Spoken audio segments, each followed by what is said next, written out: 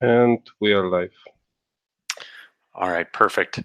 Hi, everyone, and welcome to the second quarter 2018 Dash Core Group conference call. I'm Ryan Taylor, CEO of Dash Core Group, and I'll be the main moderator for today's call. The call is being recorded and will be distributed on Dash's YouTube channel shortly. I'm joined on the call by a number of members of the Dash Core Group: Alex Chopin, Director of Strategy; Bradley Zastrow, Director of Global Business Development; Fernando Gutierrez, Chief Marketing Officer; Kelly Kopschwetz, Director of Human Resources; Robert Wyko, Chief Operations Officer; Glenn Austin, Chief Financial Officer; Bob Carroll, Chief Technology Officer; Nathan Marley, Deputy CTO; and Darren Tapp from our research team. Next slide. So before we begin, we'll share some additional information about the call format. All viewers are on mute. If you have questions or comments, you may enter them in the chat. We'll first share a set of prepared remarks and accompanying slides, followed by a question and answer session. Questions should be submitted in the chat window. We'll answer as many as we can from those submitted ahead of time and from those submitted in the chat. We may be forced to prioritize what we believe are the most pressing questions for the community due to the amount of content we have to review with you today. So we may not get to all questions, but we'll certainly try. Keep in mind this call is intended as an update on the core team's overall strategy and operations, so questions should ideally reflect that intent. Our goal for the call is to provide a window for the community into the Dash Core Group operations and development, and reviewing performance data on the Dash network from the last quarter. We'd also like to share our latest observations on the market and our place within it. And obviously, given the price declines in the last 2 quarters and the resulting pressure on the Dash treasury, we'll be talking extensively about how we plan to deal with that issue and mitigate the impact as much as possible. And of course, we want to answer as many questions as we can from the community. The team has worked really hard to provide much greater clarity on our strategy, roadmap, and identifying very detailed targets we'll be focusing on moving forward. We'd like to take the opportunity to share that next level of depth with the community. We'll walk you through what's happening and what's next within each of the functions presented on the call. And we'll circle back on last quarter's goals to report out on how we performed. Glenn will also share details on the core team's financials, including details on our proposal income, expenses, and currency losses during the quarter, as well as a detailed balance sheet. The elephant in the room is the treasury budget. We'll also share with you the actions that we're taking to manage costs and open up additional budget for the community starting next month. We take this issue very seriously, and while it's obvious that with a lower price, the DAO will have less resources to fund activities, we're going to do our part to manage down our costs as needed to share in that with the community of a smaller budget. The good news here is that because we didn't wildly scale our operations in line with the price increases during the second half of 2017, there are ways we can reduce our expenses quickly, ensuring a significant share of the budget will be reserved for non-core activities without impacting our operations in a major way. And I certainly encourage other projects to apply an equally careful eye on their own operations to determine if there's a less than ideal but still workable budget that they could manage within. Another important issue to the community is the evolution roadmap, which has not been maintained. For many of you, you'll be hearing from our new CTO, Bob Carroll, for the first time. He joined the team 2 months ago, and his presence has had a tremendous impact on the entire team. In conjunction with the great work the team had already undertaken to develop agile development methods, Bob has been able to accelerate that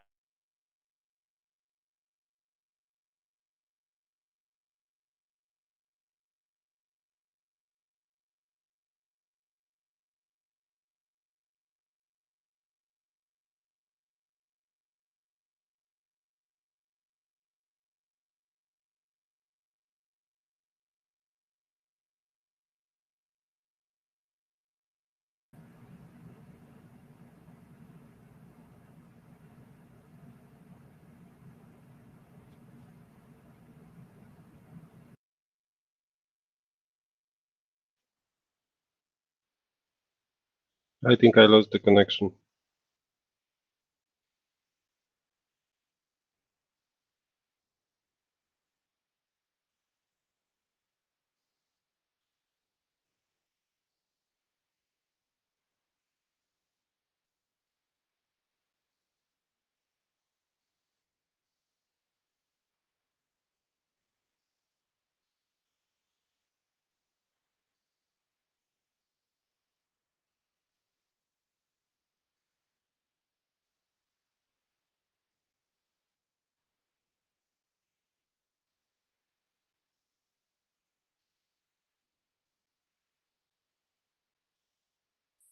Ryan, please reconnect. It looks like we have lost you.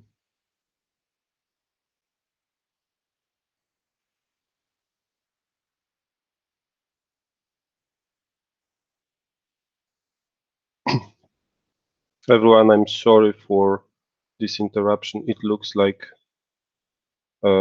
we have lost Ryan. Let's wait for rejoin. Internet connection. I can hear you, Ryan, so please continue. Okay, perfect.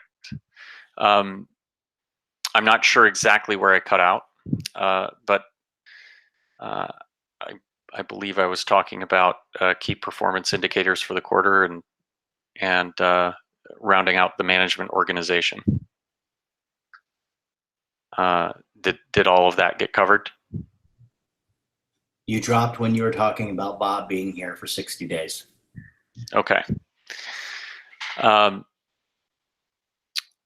So Bob joined the team 2 months ago, and his presence has had a tremendous impact on the entire team. We had already undertaken to deploy agile development methods, and Bob's been able to accelerate the professionalization and maturity of our processes. It's really amazing to witness that progress, that rapid progress that we're making towards becoming a high performance organization under his leadership. And I couldn't be more proud of the way that the team is taking that. As always, I'll share a review of our key performance indicators for the quarter, as well as our year-on-year growth. And before we get to the Q&A, we'll share some details on scaling research we completed in Q2, along with an important update on steps we're taking to leverage that research within the network. With the hiring of Bob at the CTO role, we've also rounded out our entire management team. Our organization attracted some amazing talent that's passionate about Dash's mission, and I couldn't be any happier with where we are right now from that perspective. Obviously, though, the market as a whole remained challenging. The second quarter marked the second consecutive quarter of bearish conditions for the entire crypto market, which fell from about 266 billion to about 257 billion during the quarter. While that only represents a decline of 3 to 4%, for most projects, the impact was more severe because the total market cap includes new entrants to the market. Dash was particularly affected, losing about 23% of our market cap during the quarter, and this represented the second consecutive quarterly loss for us. We also lost 2 positions in terms of market cap ranking, moving from number 12 to number 14, although one of those positions was Tether, which is really immune to market conditions since it is tethered to the dollar. Dash's price volatility dropped about 27% during the quarter to the lowest level in the past year, which is certainly a positive. During the continued valuation challenges, the network showed signs of progress towards our goal. Nonetheless, year-on-year growth remained strong, double and triple digits across a range of key metrics, and in particular, we returned to posting strong transaction count increases. Venezuela continues to experience incredible growth, maintaining its status as our second most active location for Dash website traffic, and where a concentrated and rapidly growing community of merchants and users is taking hold. We now have over 800 Dash accepting merchants in the country, which is already double the approximately 400 we had at the end of Q2. So my sincere congratulations go out to the teams operating there to make Venezuela such a tremendous success story for Dash. We're also continuing to witness behavior changes in the transactions traversing the Dash network. Usually we see a strong correlation between market cap and the number of transactions. This quarter, in contrast, the number of transactions were essentially growing while at the same time transaction volume was dropping. That inconsistency of growing activity with lower volume is striking, but it is consistent with a shift towards real world usage. And this is the second quarter that we've seen that trend play out. Essentially, we're seeing the number of low value transactions increase while the number of large transfers declined. And that's further evidence that Dash has experienced greater usage for transactions compared with speculative trading activity. As we discussed the last few quarters, it's important that we maintain a clear organization-wide understanding of our goal. So if we could go to the next slide. And in particular, what Dash can address within the market. So we've been continuing to refine this messaging and the business strategy aligned to a goal, and today we're able to articulate our target markets more precisely than ever before. I won't go through these next few slides in detail, as much of the information here is repeated information from previous presentations that we've done. But I can't overstate the importance of Dash having a clear definition of what we are and what we aim to address in the market. And so this is our very short, clear, and hopefully concise description of what Dash is. I encourage everyone to read these slides in details at the conclusion of the call if you haven't seen this information before, and certainly provide any feedback that you have. We believe these slides distill what we're all about. And at the end of the day, many payments take too long and cost too much. And Dash addresses those challenges in a uniquely missions-driven fashion. So if you could go to the next slide.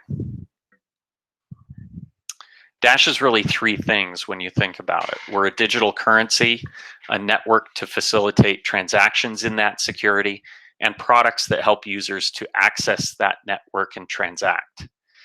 Each of these elements are elements upon which we can compete with other payments solutions in the market. And we think about each of these distinctly when we assess an opportunity and its fit for Dash. Next slide. So I know a lot of the focus and excitement surrounding Evolution has been associated with the consumer-facing wallet functionality it'll bring. However, we want to constantly be mindful that businesses and developers are every bit as important to address in order to gain adoption. Evolution consists of products that are aimed squarely at each of these stakeholders. As we speak to businesses that are planning to implement applications in the Dash blockchain, we're finding incredible receptivity to the extensible platform that we're creating. Next, we'll talk about Dash Core Group's growth strategy. So before we get to those slides, I'd like to make a few comments. Our strategy in a level of detail we've not previously shared. A great deal of research and thought has gone into crafting our strategy, and we're very proud of the work that we've done to identify what we believe are the most important opportunities to focus on. Some, like Venezuela and the US cannabis industry, are obvious and well known within the Dash network. And we are all already deeply invested in projects to make those happen already. Others will be new, but we believe are very achievable. I think you'll notice that in some areas we've already taken steps to better position ourselves to capture these markets. I want to be clear, though, that this is Dash Core Group's strategy and the areas we feel as an organization we're best positioned to add value to the network. We did not, for example, feel that addressing Zimbabwe was the best use of our efforts, not because we feel that Zimbabwe lacks opportunity, but because another team is already working to address that market, and our involvement there may confuse efforts there more than it would help. At the end of the day, good ideas can come from anywhere, and we encourage the network to continue to identify opportunities that, through connections, skills, geography, or creativity, those individuals are well positioned to execute against.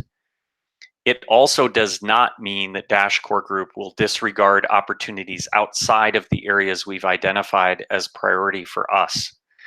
We will continue interacting with the community, partners, and prominent players in the industry looking for new capabilities that we can opportunistically add to our network.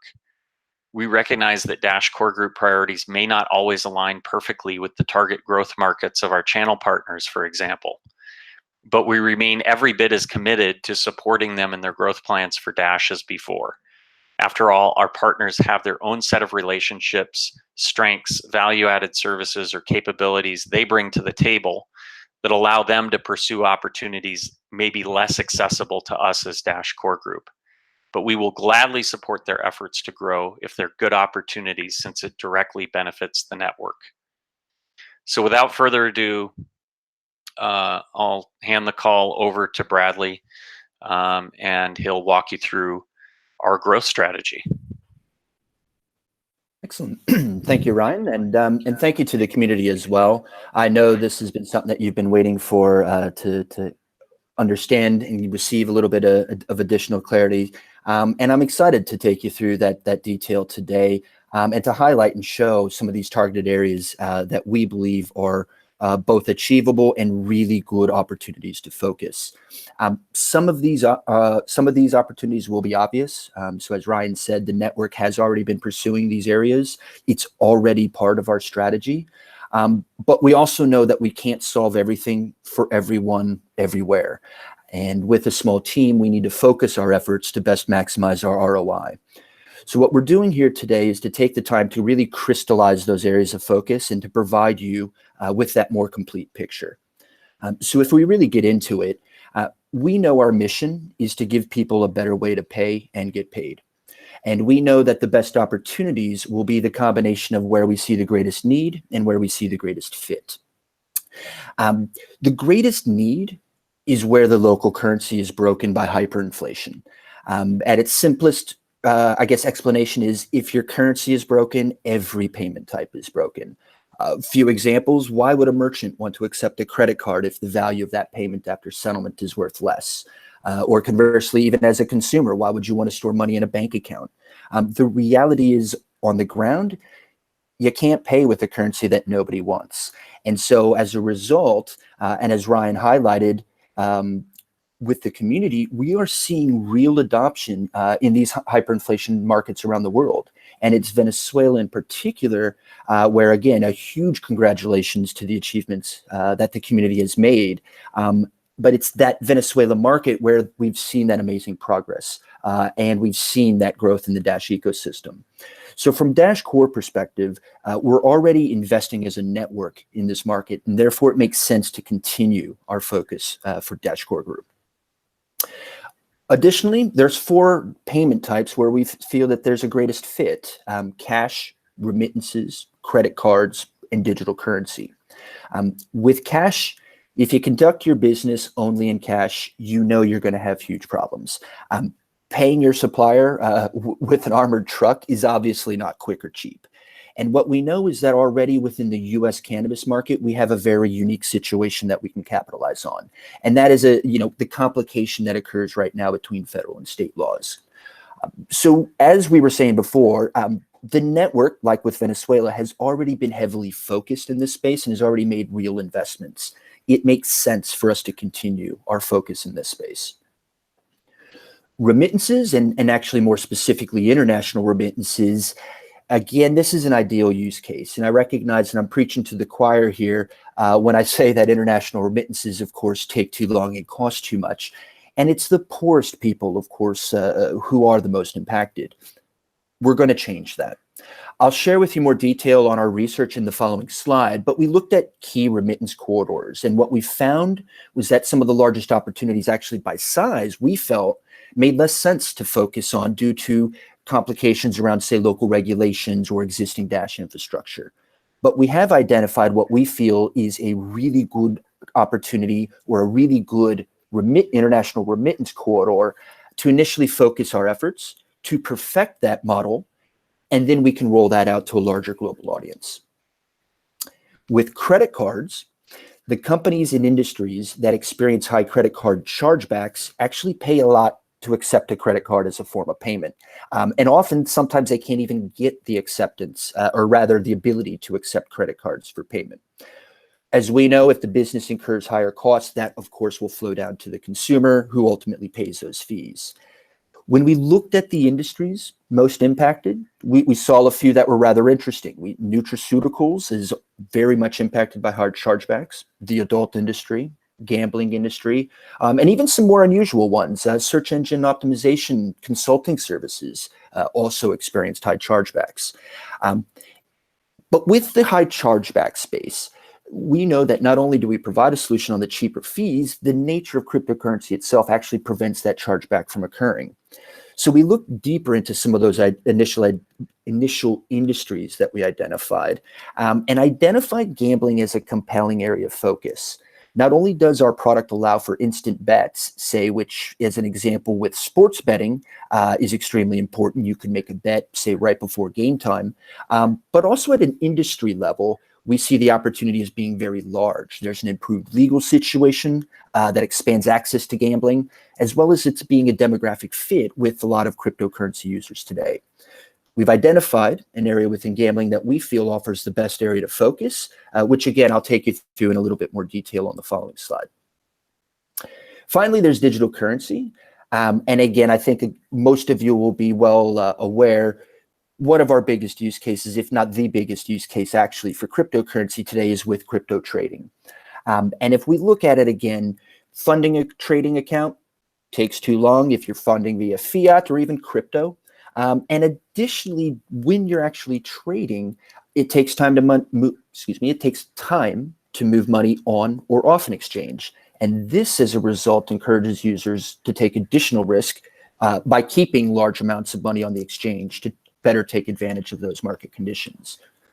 Dash with Instant Send provides that way to instantly fund a trading account, as well as the opportunity, or rather security, in allowing people to keep their money off an exchange without sacrificing the speed required to instantly enter a market position.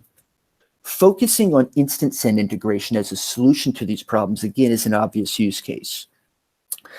So let me take you through a little bit more detail of what we found in our investigation, and I'll give you a little bit more detail in where we'll focus and how. If we could go to the next slide, please. So as I mentioned, we've got our 5 target areas: hyperinflation, legal cannabis, international remittances, high chargeback industries for credit cards, and crypto trading. And with the focus on Venezuela, like I said, we know that people are suffering on the ground, and we know we've got an amazing committed community as well who's really exploded that Dash usage. The opportunity and synergies are clearly obvious. And while we'll focus on the Venezuelan market, I want to be very clear that we are not, and I repeat, not looking to replace those efforts that the community has built and done. However, we also bring an amazing network of international partners that can provide real value to that market. As an example, maybe a little hint, we're launching a partner at the end of August, which will result in a device that not only wraps 3 international partners into a larger solution for both Venezuela and Latin America at large, but actually provides a physical asset that can help the community with both adoption and scale on the ground. Although budget dependent, we also want to hire a Venezuela country manager who will be able to act as that point person on the ground and provide that better assistance to the community, coordinate with the teams, and of course, maximize adoption. And what we feel is that with this greater focus, again, working with and complementing the amazing work being done locally, we can, of course, maximize our ROA and make a real difference. Cash. As mentioned earlier, it's the U.S. cannabis market that will be our area of focus. And the specifics of that opportunity, and again, synergies are very large. We can see some of the stats that we have listed on the slide, not to go through them in all great detail, but one of the I guess, initial items that really rings a bell for me is that it can actually cost the cannabis industry up to 30% just from using cash. And that's everything from the storage to even to the point where they're depositing it in a bank. The bank will put a hold on those funds for about 30 days. So 1/12 of the annual cash flow is actually impacted for these businesses. Additionally, we have strong we've got strong relationships on the ground with major partners such as Alt36. And so we will continue focusing our efforts on enhancing that relationship. Alt36, again, is the leading point-of-sale provider for the cannabis industry, and they are positioned and poised to make a very real impact. Further, we'll be working to support both the B2B and B2C sides of the business, work on building awareness on both of those sides, and ensuring that the necessary infrastructure is in place, and also in the places where it's most relevant. International remittances, as we mentioned, of course, is the ideal use case. And as I mentioned about some of the larger markets, the top markets we found actually was China and India.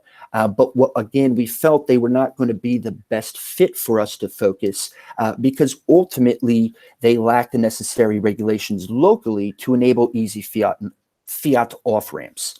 But when we looked at the third and fourth largest remittance markets, which was Philippines and Mexico, they were roughly the same size. And Mexico in particular started to stick out for us. Mexico has specific characteristics that make it very attractive for us to focus on in perfecting our international remittance business model. Over 90% of the inbound remittances to Mexico are coming from a single point of origin, which is the US. And we know we've got probably the best, largest, and most complete infrastructure in that market, like fiat on and off ramps. Additionally, Mexico is very attractive because we're already building relationships with key businesses on the ground. We will be turning these relationships into partnerships, and we already have key infrastructure components around, say, custody, for example, that enable us to re-engage these conversations from a greater position of strength. We will continue to build this out as we work with our international partners and again, build that awareness. Finally, of course, with Mexico, our regional manager, Ernesto, sits in Mexico City and has that wider linkage to the overall Latin America strategy that we're doing. With credit cards, high chargebacks, I just want to pause for a quick moment. I recognize that there's a legal distinction between games of chance, which are considered gambling, and games of skill like fantasy sports, which are not legally gambling. Within the industry, legally, this distinction is extremely important, and I recognize that. But just for the purposes of simplicity within this conversation, I'm going to use the term gambling as an umbrella term for all components. That said, we saw a huge opportunity to leverage the changes in the US regulations around the gambling space, which is also, incidentally, the largest market for gambling. Additionally, for fantasy sports, a huge industry dominated by really only a few players, the networks brought on already one of the largest players involved, which is FanDuel. Consequently, online gambling is expected to see huge growth, and we're already integrated into a few of the online crypto casinos. We see this market as well as being one positively impacted by the changes in the US regulations. So some of the things that we're going to be doing is around leveraging our existing relationships that we have, for example, with GoCoin to really attack their merchant base that they have around online casinos. This is low-hanging fruit for us because of the previous integration work we've done with GoCoin, and we will be working to build opportunities also specifically around sports. As I mentioned, the instant send feature being a clear value proposition for those wanting to engage in last-minute betting.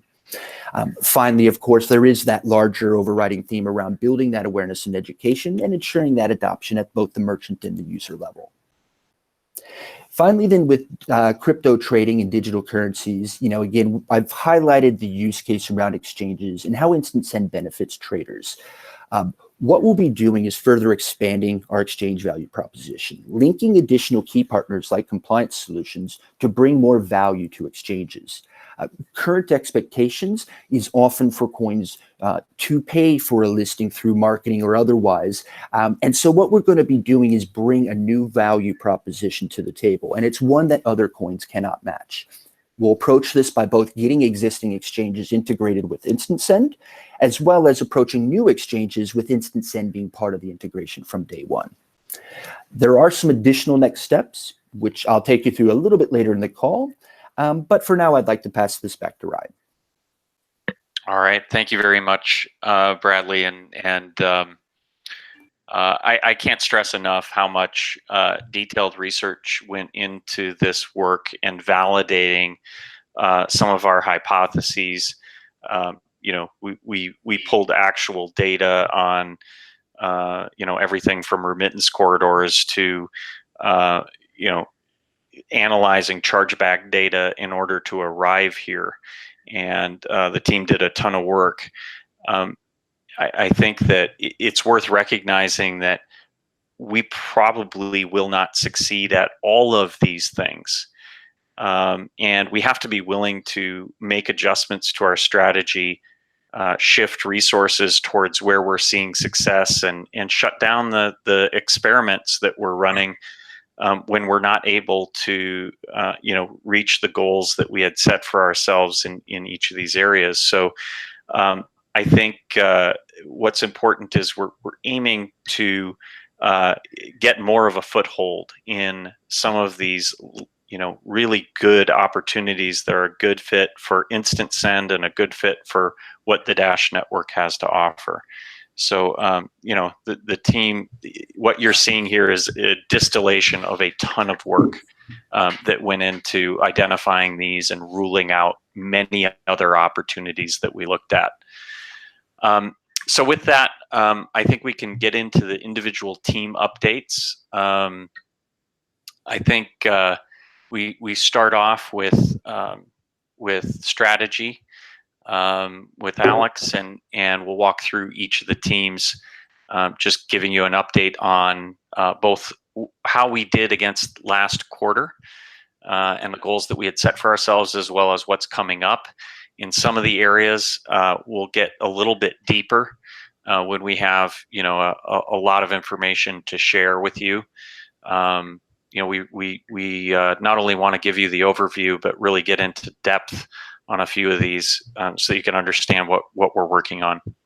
So Alex, if you want to take over. Thanks, Ryan. Hello, everyone. So I'm Alex. I run the strategy team. Basically, what we do is kind of like build the DCG operating system and help us as a management team have a common operating picture. What that really means is trying to align the management team on our vision, goals, strategy, and plans. From a product side, developing features that are tied to user problems and business needs, and then understanding our outcomes and growth by looking at data. My team's pretty small. I have one person, Liz, is a project manager that we hired from Disney to focus on user experience. Angelo, who's a business intelligence manager that we recently hired from Booking.com, and Eric, who's a business intern that helps with a variety of tasks and teams on our business side.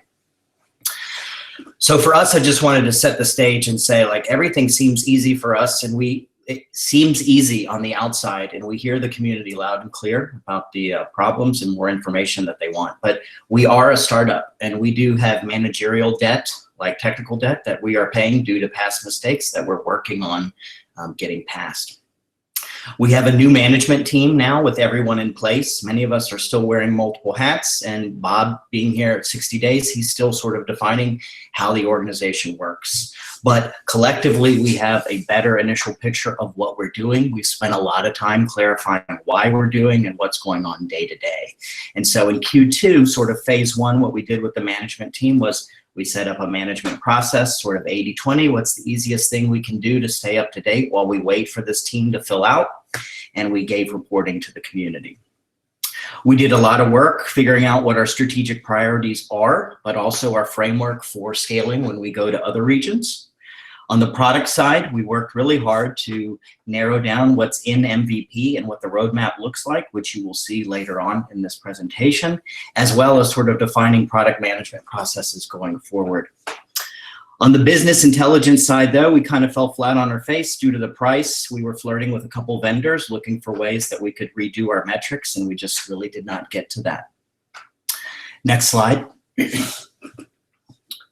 So the lesson learned for us really with Q2 was how to react to that price drop, and that really we need to get tighter on how we manage. Specifically, we need a better strategic planning process that's more closely tied to our budget, the super block, what Glenn is doing, providing transparency to the quarterly and to the way that we get 1 month budget given to us. And so we need to get a little bit better aligning all of that so that as we're reporting to you, it's clear what we're doing and why and sort of what's next. On the strategy side, now that we've sort of figured out what our priorities are, we need to work a little bit harder aligning marketing and biz dev and saying, what does that really mean now at the next level? And we've set up a growth team to sort of do that, where this quarter we'll focus on developing campaigns in each of those priority areas. On the product side, we want to look a little bit beyond the roadmap post-release and see what does that mean for the future. We need to get a little bit more granular on our users now that we've identified the priorities and start developing those feedback loops. What are they seeing? What are they feeling? What do they need from our product development? And then on the business intelligence side, now that we have someone here to help us, we need to help build the picture of how Dash is doing. Specifically, we need to better understand growth in the market, growth in our network. We need to better understand and provide to you, the community, how we think our teams are doing, meaning metrics for each teams to really evaluate their performance. And then internally, we need data better to make better decisions, meaning we need scripts and databases and things that each of our teams need in order to do their plans. And so that's what we'll work on this quarter. And that's all I have. Next slide. Over to Bob. Thanks, Alex. I appreciate it, and excited to be on this call today and talk to you about the developments in the software development and engineering organization. So I joined the organization about 2 months ago. I'm on as any good new person would do, build a 90-day plan to assess the organization, meet the individuals, and determine a path forward. And I'm pleased that the timing of this works out such that I can share my observations to date, despite the fact that I'm only 2 months into that. I always like to split that work in an organization, looking at that intersection of people, process, and technology. And that's exactly what I've done here at Dash this point in time. On the people side, I'm thrilled to be working with this team. We have very strong talent on the team. We've hired well, vetted those individuals as they've come on board, and excited about the work that they've done to date for those who have been around longer, and excited for the team that we've hired, because we have done some rapid hiring in the within the last year. Overall, there's great teamwork amongst those individuals on the team. They get along, everybody gets along well, and there's active communication and active work on that. When I look at the individuals, though, one of the areas that I'll continue to look at is the definitions of the roles that these individuals play. It's often very easy to understand the role of a developer, but as we start to put more scaffolding and framework around this organization to support better business processes, new roles have been introduced. And some of those new roles are new to the organization, and have some ambiguity around them. And then that's part of my job to take that ambiguity away, to know, to give the confidence that people understand what their responsibility is, and that they have the ability to go forward and get that work done. I'd say with that comes some accountability. When you know what your job is, you then know what you're accountable for. And I think without hesitation, everybody would say, I'd rather know what I'm accountable for than and have that clear, as opposed to kind of guessing what that is. Probably one of the biggest challenges, which is unique to Dash and other organizations of our type, is that we have a global workforce and that it's all remote. We don't have an office that folks can walk into on a day-to-day basis and say hi, and there's no water cooler to have the chats around, and there's no coffee room to have the breaks in. And so that does create some challenges. And one of the things that we will do is continue to provide some opportunities for people to work together and find those opportunities, and I'll be looking for those. And when I look at the process area, it's probably the area that I would say needs the most amount of work, although it's not a lot. As Ryan alluded to, we've already had been implementing the Agile methodology for software development when I came on board.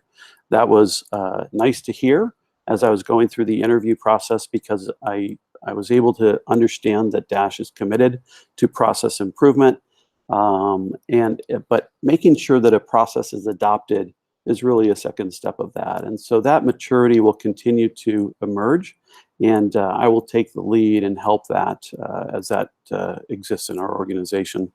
And one of my biggest concerns is probably right-sizing those processes.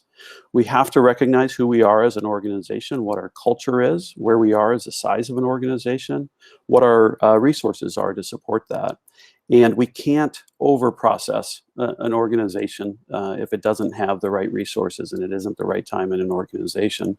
And so taking all of the knowledge that we're learning as we're onboarding and doing knowledge transfer of this new process, and then right-sizing it to Dash is critical. And that is probably our greatest opportunity inside of that area.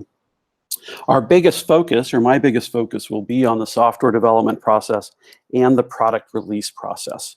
That will help all of us as a community and really help us as an organization. And I take you down on the slide to guiding principles, which may be a little heavy for a technology portion of a call, but it is important, I think, for the community to understand the types of conversations we have internally that drive decision making and that affect our processes. We talk about the financial security of the transactions on the blockchain. Why do we talk about those as a technology team? Because we are delivering solutions that could have an impact on the blockchain itself. And so when we talk about quality and how we drive towards quality, when releases are ready, what features we'll put in and which ones we won't, we're going to talk about financial security. We're going to talk about the economic efficiency of storing data on the blockchain, where that resides. We're going to talk about the incentive structures that are in place. And these are all things that will kind of dictate how our processes come out. And I'll share a little bit more with you on that later. Another one is just collaboration, not just internally, but especially with the community.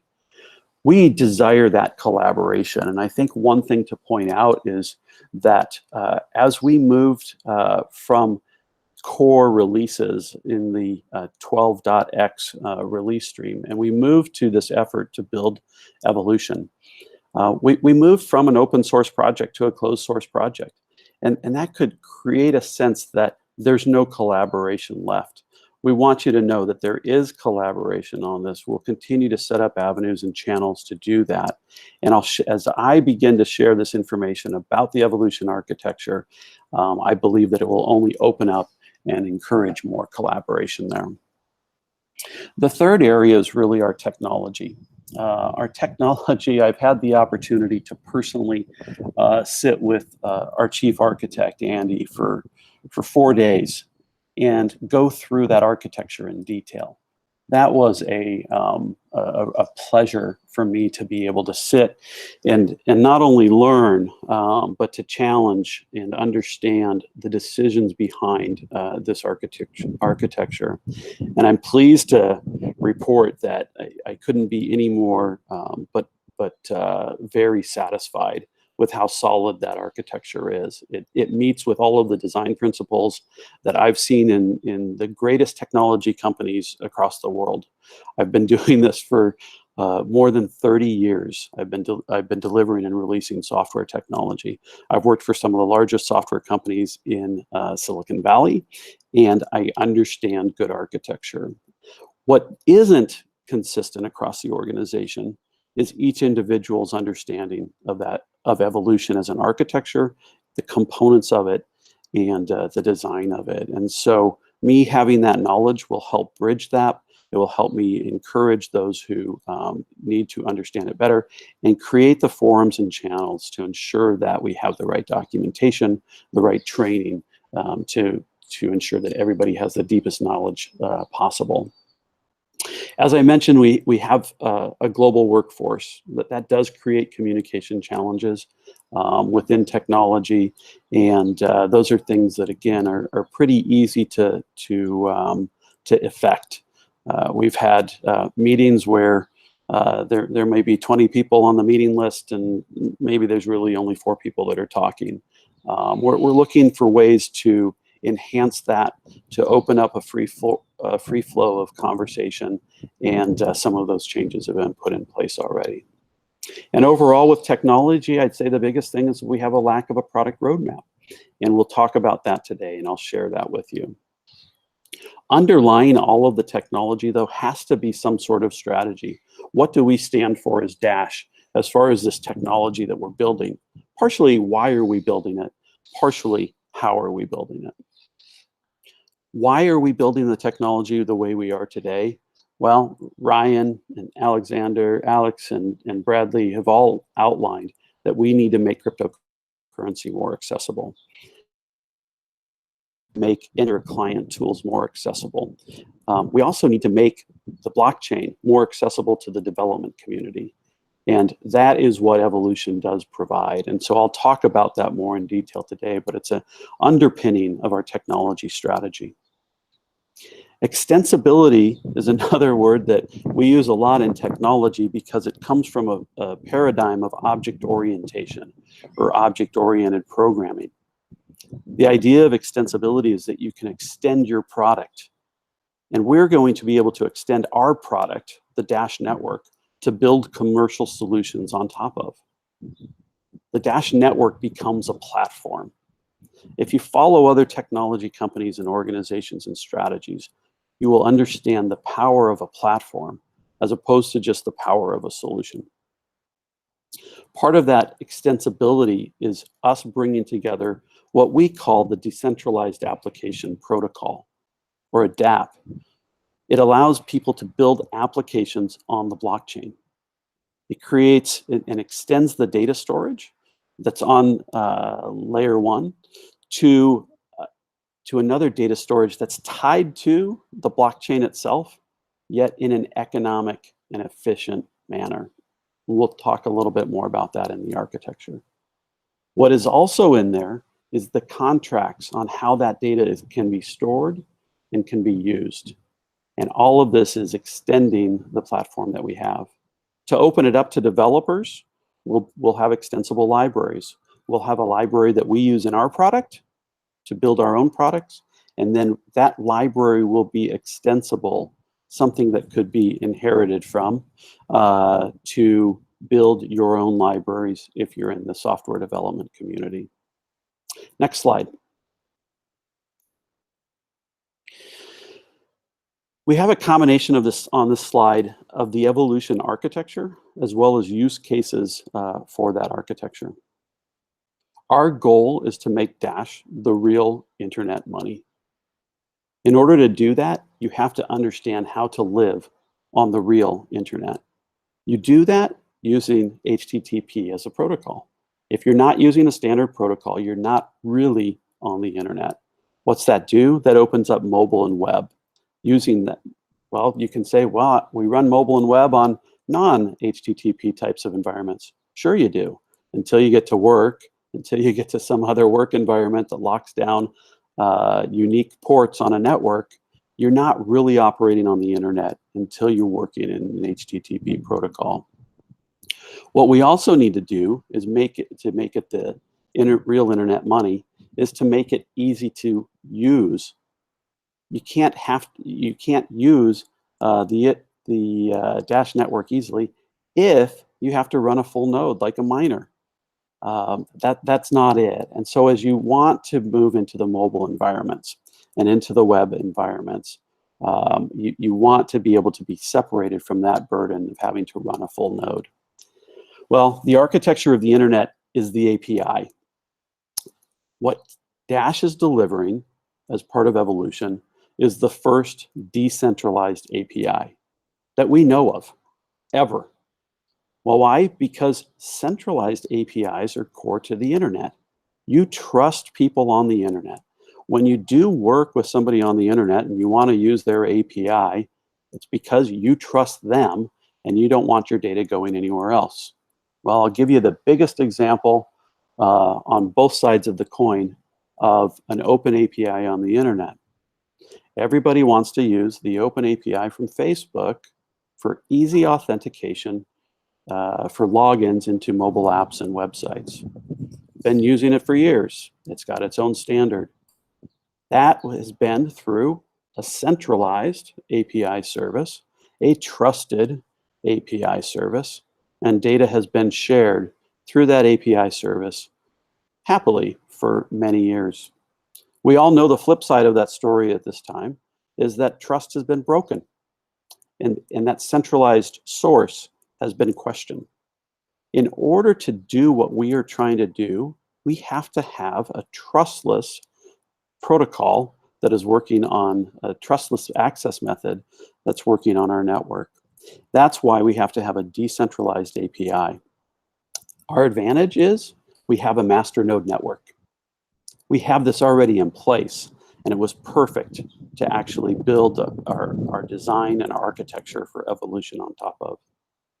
Let me go to the upper left-hand corner of the screen. We're going to talk about the blockchain applications, real solutions to extend Dash. We will be delivering ourselves as Dash Core Group the first solution. It's called Dash Pay or Dash Pay Wallet. It's for mobile payments. It will be using the same library available to the development community. As if you want to follow along on the slide, and we'll jump there, but it's using a library on the right-hand side called Dash Pay. It's going to be using a JavaScript library. So in particular, it's called dashpay.js. It's going to be a mobile payment solution for consumers. It'll allow them to create a name-based account. That name-based account will be stored on the blockchain. It's going to allow them to easily on-ramp, create contact lists of other blockchain users, and send and receive payments. But imagine an e-commerce platform who wants to add Dash as a payment option. Well, they can take that same library that we used within Dash Pay Wallet, because we'll share it with them, and then they can take it to their shopping site. Let's call it a browser-based shopping site. Well, what happens in that? We can't have the level of security that we need on a blockchain just within a web browser. It's not secure enough.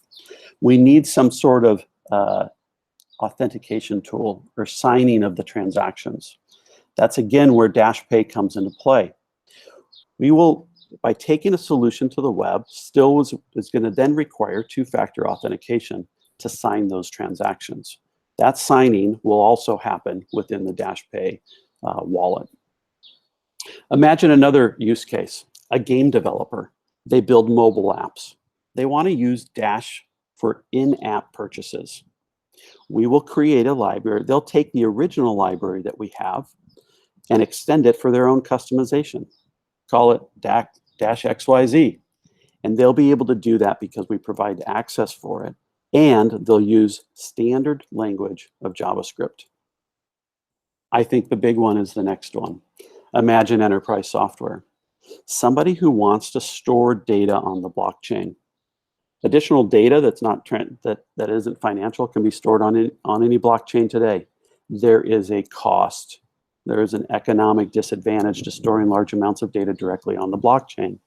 However, these solutions that are out there have needs for transparency where multiple parties are involved. They have the need for immutability where they do not want certain record types to be changed. And I think we have great opportunities across industries, whether it be healthcare, finance, higher education, you name it, and you can plug that in and we'll be able to provide solutions. So as I mentioned, we can do those integrations through libraries. Those can be extended from the libraries that we provide to the development community. And the layer 2 on the bottom has been added to our Dash protocol, to the blockchain that's already in place. We're adding that. It's where the API and contracts about the data and the data itself are both operate and are stored. And these two are using standard technologies like JSON and JSON schema for simple integrations. Next slide. Today we are publishing a roadmap. I have no choice but to be able to communicate what I want to communicate to you without having it be in a roadmap form. It's a draft while I complete my 90-day plan. It's my personal view of the work ahead. But I'll tell you that the tasks on this are solid. there's solid agreement from the team that these are the tasks that are ahead of us. These are the deliverables that will come. Once this plan has been is an integrated plan, that I have an integrated plan back from the team, and that's delivered to me, then I will deliver this back to the community. Taking a look at this quarter, we are looking to do a 12.4 release, and we're calling this a pre-evolution release because it has some important features in there to create a deterministic masternode list on for layer 2 purposes, as well as long-living quorums of masternodes. Those are both critical as far as consensus for how evolution is going to be working. The evolution work itself is what will be aligned with our 13.0 release. We'll bump it up to 13 because it will be a new major release. It will support the creation of blockchain users or user accounts on the blockchain. It creates this decentralized application protocol architecture that I described on the previous screen, and has the first decentralized API published. And those will all be part of our core product. As you move to a 13.0 release, the product will be different than the core releases in the past. Aligned with that will be our first solution. It'll be the DashPay wallet. As I talked to you about before, simple onboarding, contact management, contact payments, really geared at consumer features. We'll also be providing and releasing our client libraries, the ability to connect to that Dash API, and the ability to create Dash contracts and that additional layer of storage. Our next set of releases, because yes, there's work beyond 13.0 as part of this evolution roadmap, is future releases. There are things that won't be in 13.0 that we need to have in future releases. For instance, in core, these contracts, these data contracts that have been built are going to require more advanced versioning as people start to change their processes. And when I say people, developers. As data becomes more dynamic, we want to support more dynamic needs by building triggers, and triggers as data changes on the blockchain or within that second layer. We want to be able to have triggers inside of those schemas. There will be an opportunity to advance our current Dash wallet to support evolution by adding the support for blockchain users and to handle that two-factor authentication that's going to be needed and required from websites that are building on top of the Dash architecture, as well as that connectivity to our API and contact lists.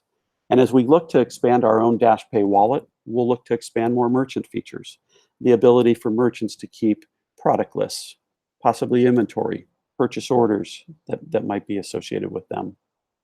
And as I look at all of this, I want to reinforce the processes that we're going to be using in software development and release. We're using that agile development methodology. It creates we use a framework around it called Scrum, which puts us into 2-week sprints or 2-week development efforts that we can then report on back to the team. It also puts some of our service or shared services into another framework of Kanban, where they're picking up work and doing things in a more agile and fluid manner to best support efficiency in our team.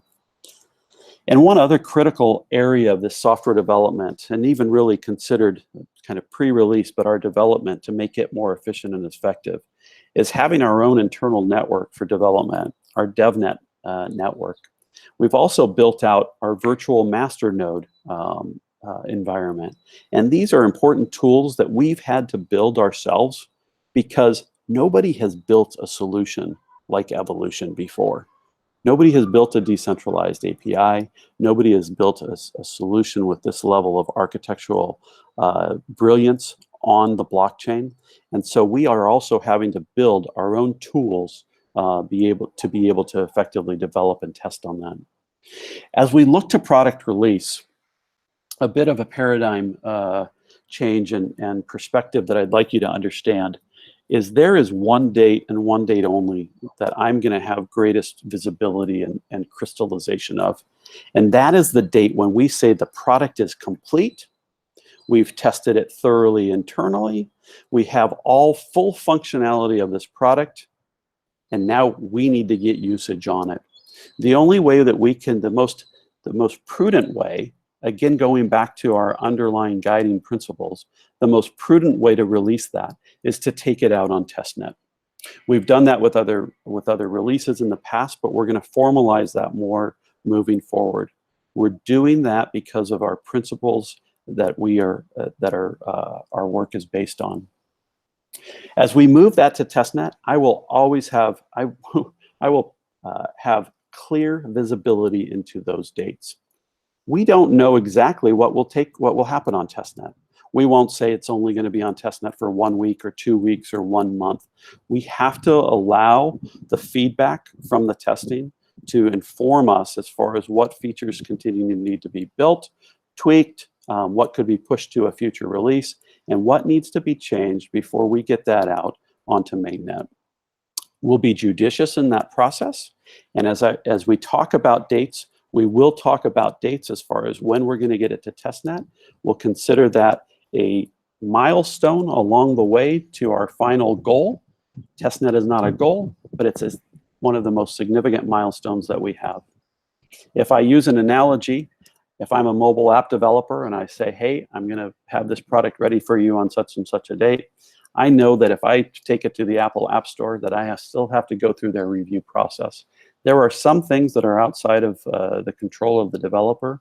And in our case, feedback from the community is outside of our internal control, and we need to allow for that, and we will.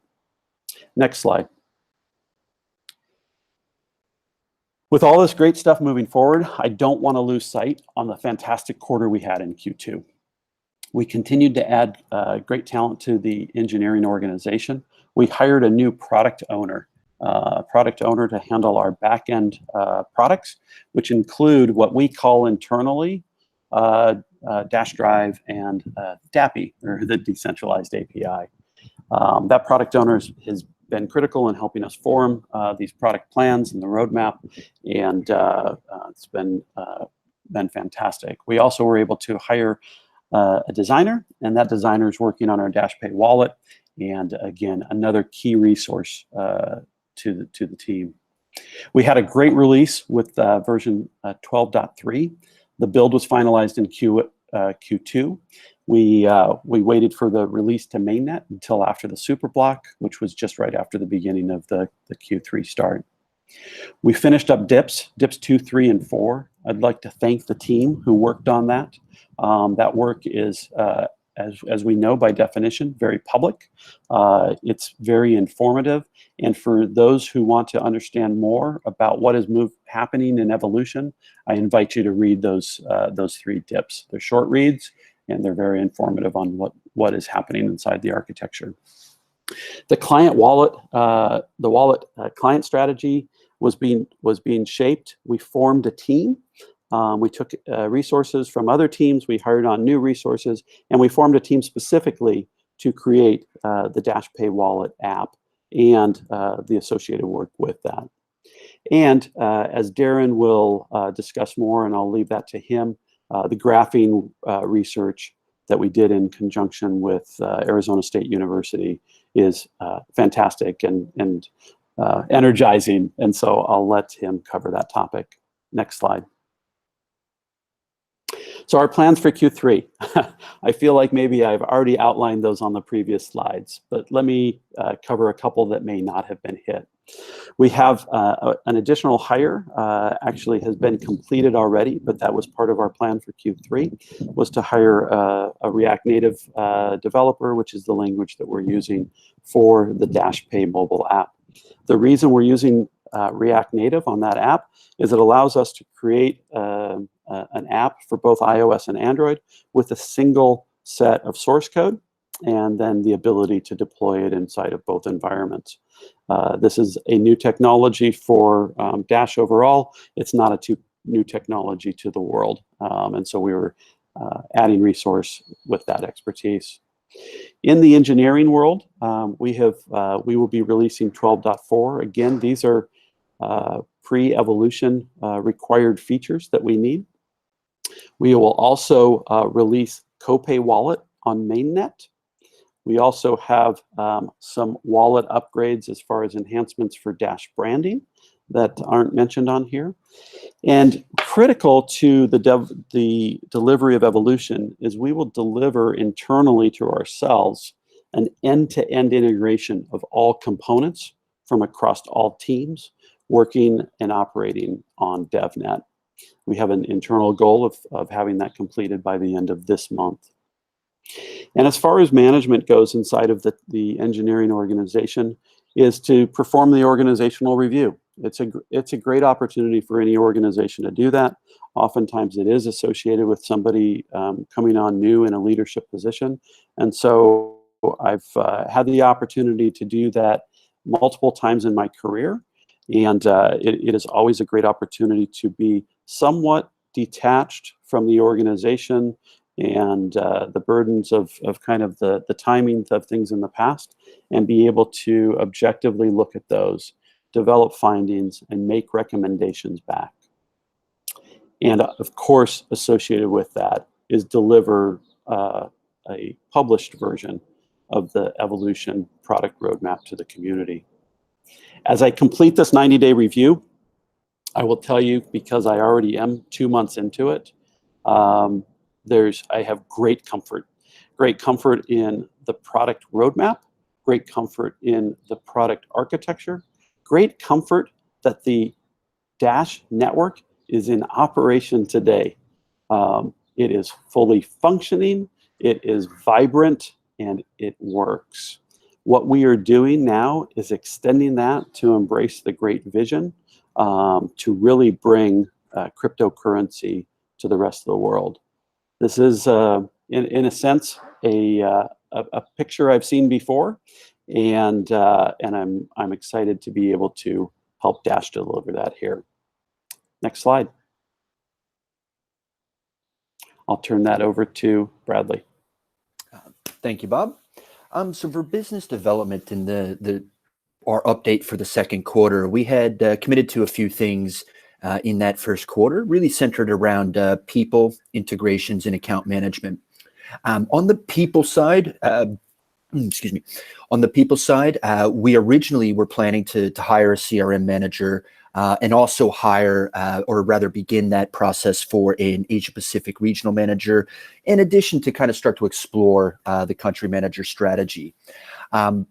Unfortunately, the first two roles, due to budget pressures, unfortunately, we had to pivot.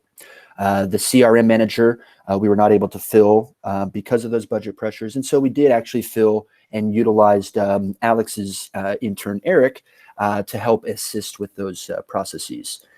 We did unfortunately have to reprioritize the Asia Pacific regional manager due to that budget pressure.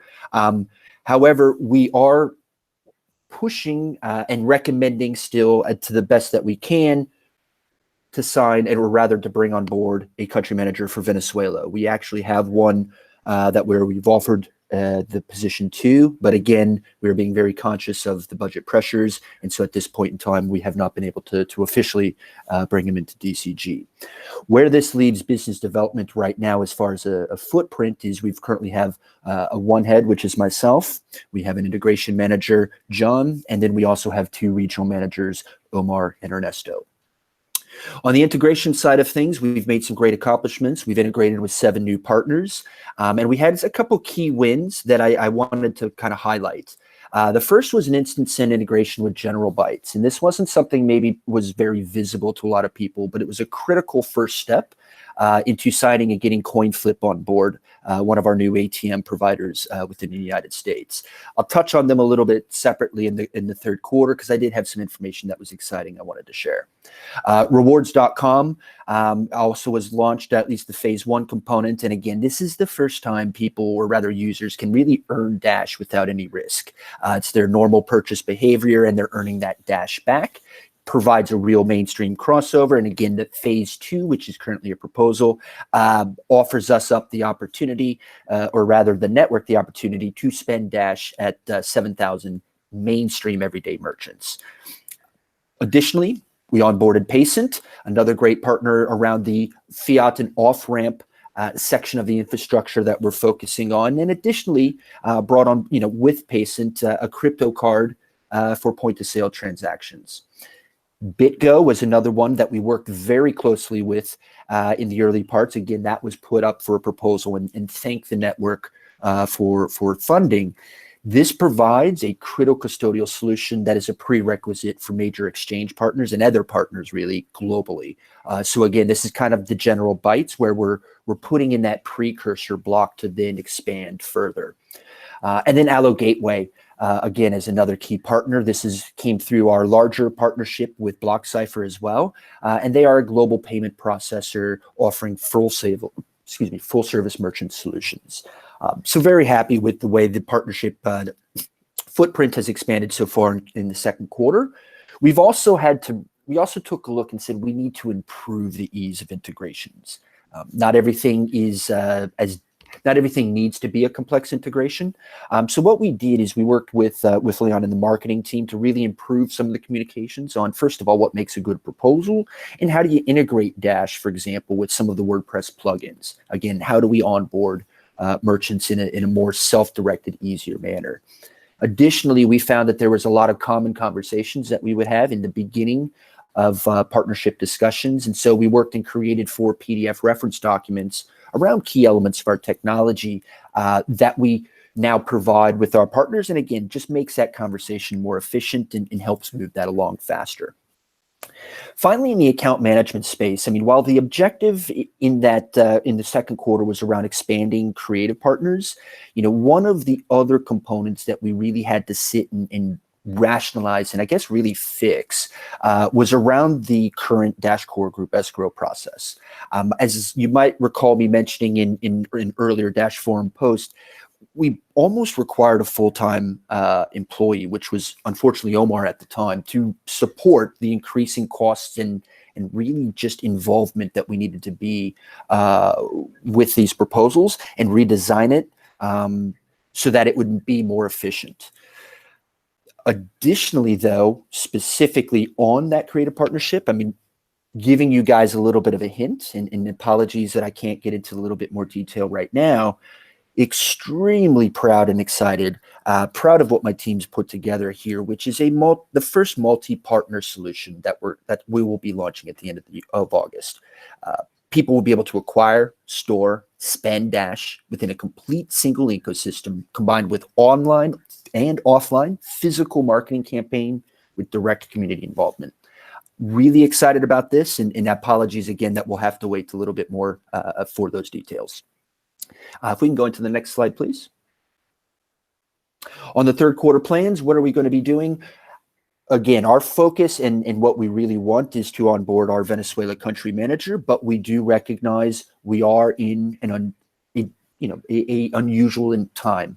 And so this is something we will only do if the budget will allow us.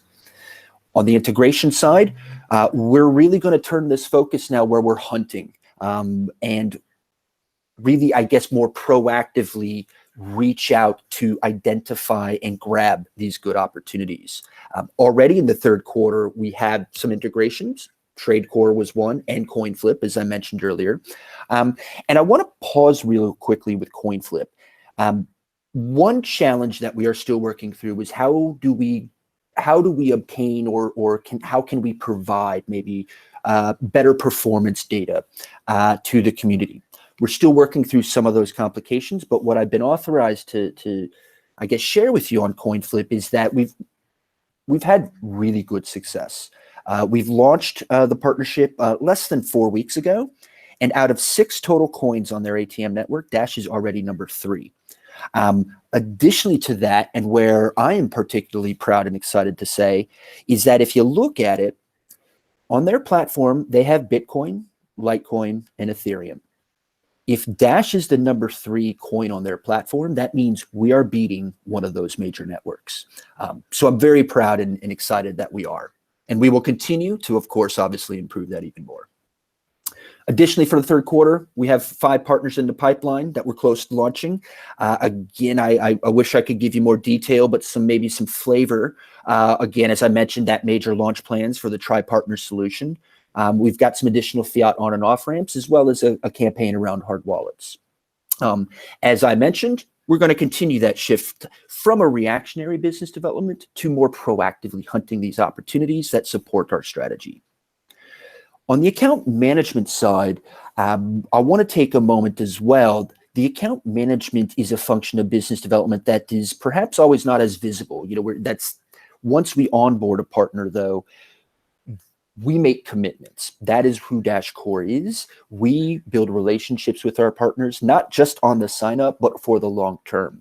This is a value that even partners had mentioned to us as far as working with other coins, with Dash and DashCore Group. They have someone they can pick up a phone, work with strategically on the long term, and again, drive the value both to the partner and to the network.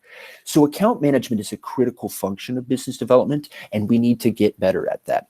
We have a lot of partners already, and we know that our resources within the team's not going to expand. So how do we work smarter and not harder? Well, part of that is really going to be around the improving our efficiencies that we're going to get through partner segmentation within our CRM database. That's going to result in not only the regular partner meetings that we have now, but re-rationalizing and building additional meetings and really ensure that we have the broader coverage and the right mixture of engagement with those partners across our wider partner base. Finally, of course, with existing partners, we are still working with them. We do have campaigns in the pipeline, for example, with rewards.com as one example, where we're going to then, of course, execute that promotional and marketing campaign. The final one that I wanted to raise is around stakeholder engagement. This is feedback that we heard loud and clear, and I think this is an opportunity where business development can improve. And that is really around how do we leverage the expertise of the network? How do we become more transparent and communicate with the network more regularly? So I have a couple of commitments that I'd like to share with you. I earlier took you through at a higher level where our areas of focus was going to be on the strategy. I gave a flavor on how we're going to work within some of those pillars. By the end of August, we're going to hold the next level strategy meeting, and we're going to be presenting more detailed regional plans for Latin America and US, for the Latin America region and for the US and Canada region.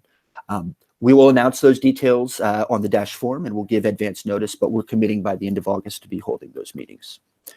Additionally, within about 4 to 6 weeks, one element that we also heard from a feedback was that there, and it's true, there is really no consolidated view of the partners and work that business development has done. So we are going to commit to updating this on a quarterly basis. I guess I don't need to tell you what those end dates are for the end of the quarter, 30 September, 31 December, but we're going to be doing this now on a more regular basis to provide that transparency and that clarity to you guys. It's important. The other element is one where, again, I will raise our hand to say that we have a very real opportunity here that we have not leveraged as much, and this is the network exists with a amazing, I guess, pipeline of your own experience, partners, ideas. We can leverage what you guys can bring to the table and together build something bigger, solves problems that we're finding in the conversations we're having our partners. We want to really find a better way to engage you guys where, hey, if we need help in an area, where's the channel for us to engage with you guys in that manner? That's what we're looking to build. And we'll start that within the next 4 to 6 weeks. And that's the plans for business development in the third quarter. Next slide. Thank you, Bradley. First, before going into Q2, Q3 marketing plans and achievements, I want to address something that has been discussed in the community a few times, and I think it's important. It's what we want to achieve with marketing at Dash and what's DashCore Group role into all this. To the first question, I think we and I think everyone will agree, we want to make DAS a leading brand in the cryptocurrency space while becoming a credible one in the wider payments industry. We are not just a blockchain play. We are payments, and we need to work in that space too. The world doesn't end at CoinMarketCap, although it's an important place, and we need to improve our presence in the wider cryptocurrency space, in the wide cryptocurrency space anyway. And the role of the Dasco Group here is to do some marketing activities directly, especially those in support of the Dasco Group strategy that Alex and Brad just outlined, and then also support the community in other instances. There is no way we can achieve global success in something as complex as this from a centralized small team anywhere. We need this is a team effort, community, Dasco Group, all the entities in the ecosystem. So the role of Dasco Group here is to do some things directly, because some of those are done better if you have a seat at the table with the developers, with the rest of the team, and you can coordinate better because the product is still evolving. And other things can be done better from the community with better local knowledge and more people and boots on the ground. So we need to do this together, and there are many things we can collaborate on. That brings me to you can see that there are some activities we do that are clearly support to execute the Dasco Group strategy, like joint marketing we do with some partners, or case studies we need to write about some of those efforts, or conferences and events, especially in times of limited resources like the ones we are now. We will choose very wisely to support those specific opportunities we're going to be chasing. Other things fall kind of in the middle, the website or the wiki or translations or social media. All these are activities that support both the Dasco Group strategy and also the community activities. And or PR we do to support our strategy, but we are open and we invite everyone to reach out and use the PR firm we use at any given time. Right now it's Watchman, could be some other or others at some point in the future. We've done press releases for many proposal owners or people who are doing things around the community, and that's a resource that it's open to everyone, and it should be useful to support some community activities. We also have media tracking tools that we are going to open a process for everyone to request information from that. It's a tool that it's not cheap, and it's very useful to really understand the impact on media from any campaign or action that someone does. So community could greatly benefit from access to that. Also website and download analytics for project owners. This is something we already do on a more informal basis. We want to formalize this a bit more so everyone can request DAS.org or Wikidata and analytics from the Apple Store or the Google Play Store, so they can see how their activities are impacting on downloads or all the metrics we want to measure if we have access to them, obviously. So now with that out of the plate, let's go to Q2, please. Q2, next slide. So the plans for Q2 was continue building team. We plan to hire 2 marketing managers. Due to the budget pressure, we canceled one of the positions and hired the other one.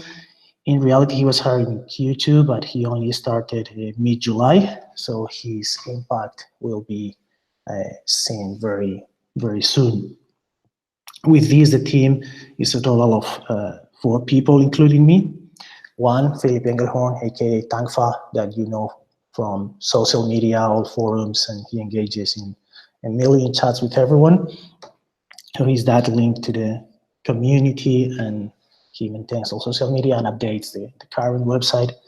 Then it's Leon White, aka Strophy, that is in charge of the wiki translations. He also engages with the community a lot. Michael, the new marketing manager, who is taking ownership of the PR effort and messaging, and he's going to be working on that. And then me, and that's the team. We don't plan to grow much anytime soon. we can manage the activities we do with that. With the new hire, our capacity has increased a lot. In terms of conferences, we had two targets. One was improve our planning. We were doing a lot of conferences and we were always chasing the clock. We've done a calendar for that. It's already public, the link to integrate the calendar. I recently provided it to DashWatch, so they can include it in their events calendar for the Dash ecosystem, which is great, and I believe it's the most. So they can also have access to the planning of confirmed events with any involvement from DashWatch Group. And also we wanted to maintain our presence at conferences. We did a bunch of them, and they all brought a lot of, or most of them brought a lot of interesting integration opportunities. In terms of branding, last quarter we approved the new brand. The target for this quarter was refresh and implement the style guide. That's in process. Most of our own channels are already rebranded. The product team is going through the work of updating the UX, and we are supporting them in that process. And we still see third-party sites with the old logo from time to time, and we are chasing, so we fully transform the brand as soon as we can. In terms of the website, we want to redesign the website. It's a work in progress. We were going to do a more contained effort to then go for a new website in the future, but in order to be more effective, we've rescoped the work. We are going for a full website. Now we've been working on this for a few weeks already. We expect to be able to launch something by the end of Q3. There are still some meetings between our design agency and our infrastructure team to be had, but I think we should be able to achieve that. In advertising, we wanted to optimize our channel strategy and run some tests. We had to cancel that because of the tight budget. I posted in the forum some update on it. We want to make a decision proposal to reassign the unused funds for other marketing expenses, both from the Dash Group and the community, because we acknowledge that many great projects are not being funded. And we can solve part of that, although the unused funds are not that much. In terms of PR, the objective we had was improve our media placements. We had some metrics we wanted to beat, and we've beaten those. Q2 was much better in terms of media placements and the size of those media placements in comparison to Q1, which is remarkable considering that Q1, the hype around blockchain was much bigger than Q2. In any case, we are still not satisfied. There's much work to be done with PR, and that's why the new marketing manager is focusing on that to start with. We need to be top of mind in this space, and we are at the moment a bit behind in that. And in terms of marketing plan, we want to have one. It's still not finished. There are parts that are drafted, parts that not. Now that we have a strategy in place, some more resources, and also the product pieces are falling into place, we will be able to complete something by the end of this quarter. Next slide, please. So plans for Q3. In conferences, we want to maintain our presence and engage key players, but we have a limited budget. So we are focusing on participation in conferences without sponsoring them.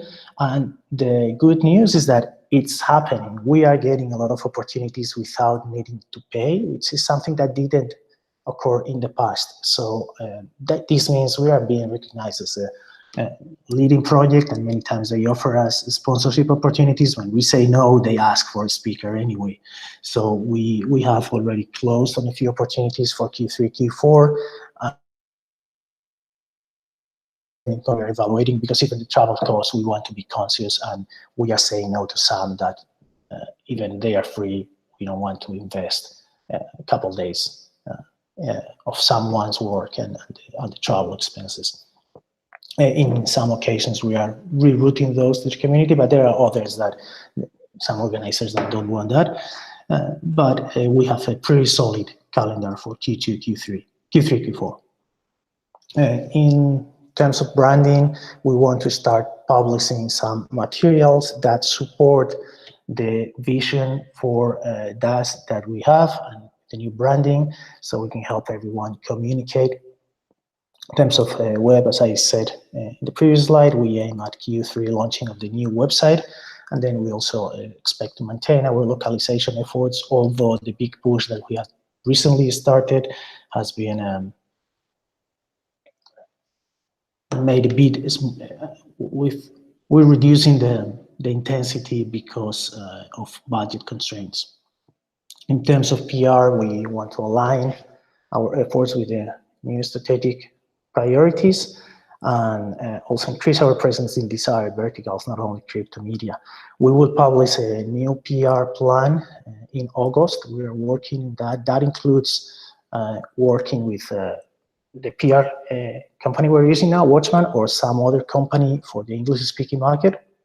But also we would like to engage a PR firm for the Spanish-speaking market in Latin America when the budget allows for it, because it's a strategic priority for us, and it's a market that we need a regional or local PR agency to work. So we've already done some contacts and have some candidates.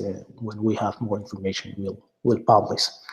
And as I said, now that everything is into place in terms of strategy and product and resources, we'll publish a marketing plan Q3. And that's all for me. Next slide, please. And Kelly, mic is yours. Thank you, Fernando. So for the HR Q2 update, talent acquisition, we did roll out a ATS or applicant tracking system. We selected Google Hire, and we have completed the implementation of the system, which will help us be more effective in selecting candidates that have the skill sets management is looking for open positions. The rollout was extremely successful, and the open positions that we did have all but one been filled. So we are extremely pleased with that. Additionally, we were working on certain people objectives last quarter. This included a retention plan, the PEO plan, and the salary alignment plan. However, all three have been put on hold due to budget constraints. We hope to roll this out in the future, so they are only on hold. We have not closed those options, but until funds are opened up, we are not currently revisiting those. We are going to continue to work on process improvements. We did not finish these during the second quarter, so establishing an HRIS system continues to be a goal for us. This will help as far as payments to the team, getting those expedited, as well as identifying errors in payments so we can be more strategic with our spend. Last quarter, we did focus on GDPR, which is a European legislation. It went effective in May. So the various groups that were affected by that legislation, we did do some training and try to do some focused rollouts based on each function's unique effect to GDPR, and that is an ongoing rollout. Next slide, please. As far as Q3 plans, we're still working on the talent acquisition side. Even though we are in a hiring freeze, we want to utilize this time to improve our process. We are utilizing the ATS system to ensure that when managers are opening roles, that they are not getting an overwhelming amount of content, and that we are giving them only the best, that we are thoroughly vetting the information, and that they are getting qualified candidates in the best locations and at the right price point. So that is something we're working on during the hiring freeze to ensure that we are increasing those efficiencies. So that continues to be a goal for us. We do want to implement performance improvement through a performance management program. Bob spoke about this. If people don't know what they're supposed to be working on, it's not very effective. So we would like to create a more formal program so that the staff members understand what the expectations are. Management is clearly communicating to them what they're supposed to be working on. So that is a goal across the board. Succession planning is something we hope to work on.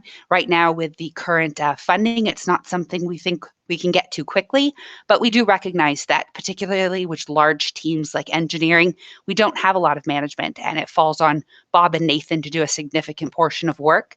We really want to address where we might have skill gaps, where we might need more leadership and be able to fill those for the team. We also recognize that there may be some issues amongst the team with culture or weaknesses that can be addressed, and we hope to get out a team survey to help us better recognize where we can improve as a management team and as a team as a whole. So we will be rolling out a team survey to help us understand where those weaknesses may exist. We do want to move forward with people objectives and the salary increase program, the retention program, and the PEO still remain on the list, but they will not move forward until the funding is identified. As far as policy management, we do want to move forwards with additional processes and procedures. We did complete a travel and expense policy rollout, which went out this month. The effort is to have everyone on the same page and to be able to control some of the spending. And we hope that the travel policy will help address that so everyone understands what the expectations are. There are additional policies and procedures which we are working on, including the submission of time cards and things like that. The rollout of the HRIS from last quarter will be a key to moving forward with getting consistencies as far as processing of the team members' monthly fees. Thank you. Next slide. Great. Thank you, Kelly. Great update. Hi, I'm Glenn, the CFO.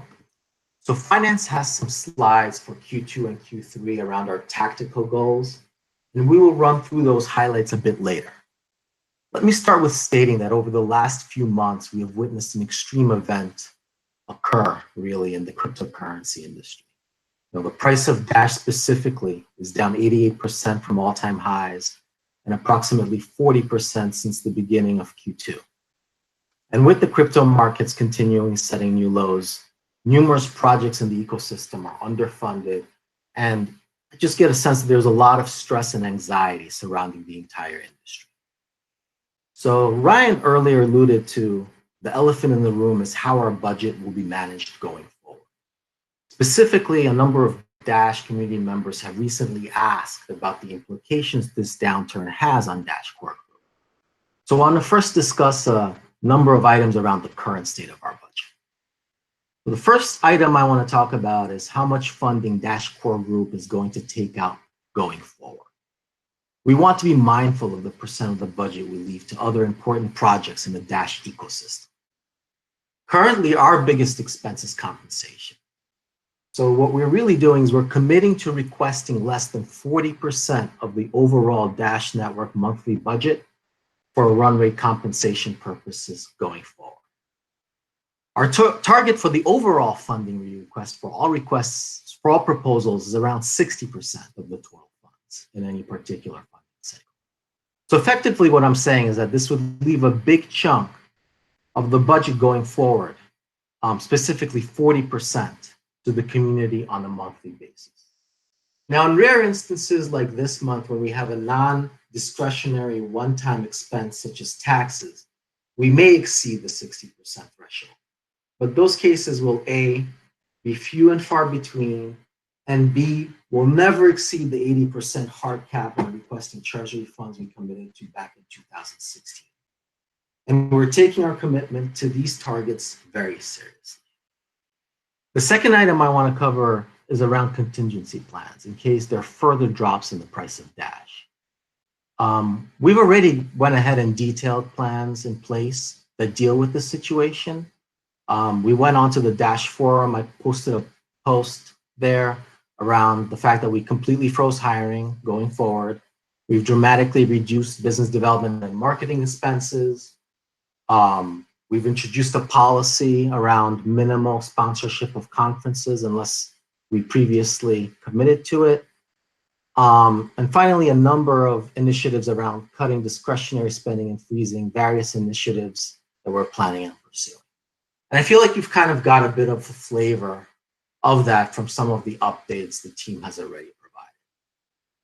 Now, if the price drops further from current levels, we can also reduce our non-discretionary, non-run rate expenses since we didn't overstretch over the past year. So the first level we would pull on are voluntary salary reductions.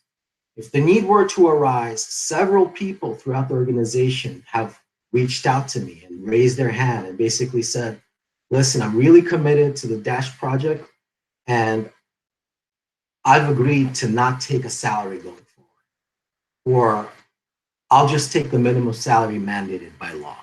And again, this is strictly on a voluntary basis.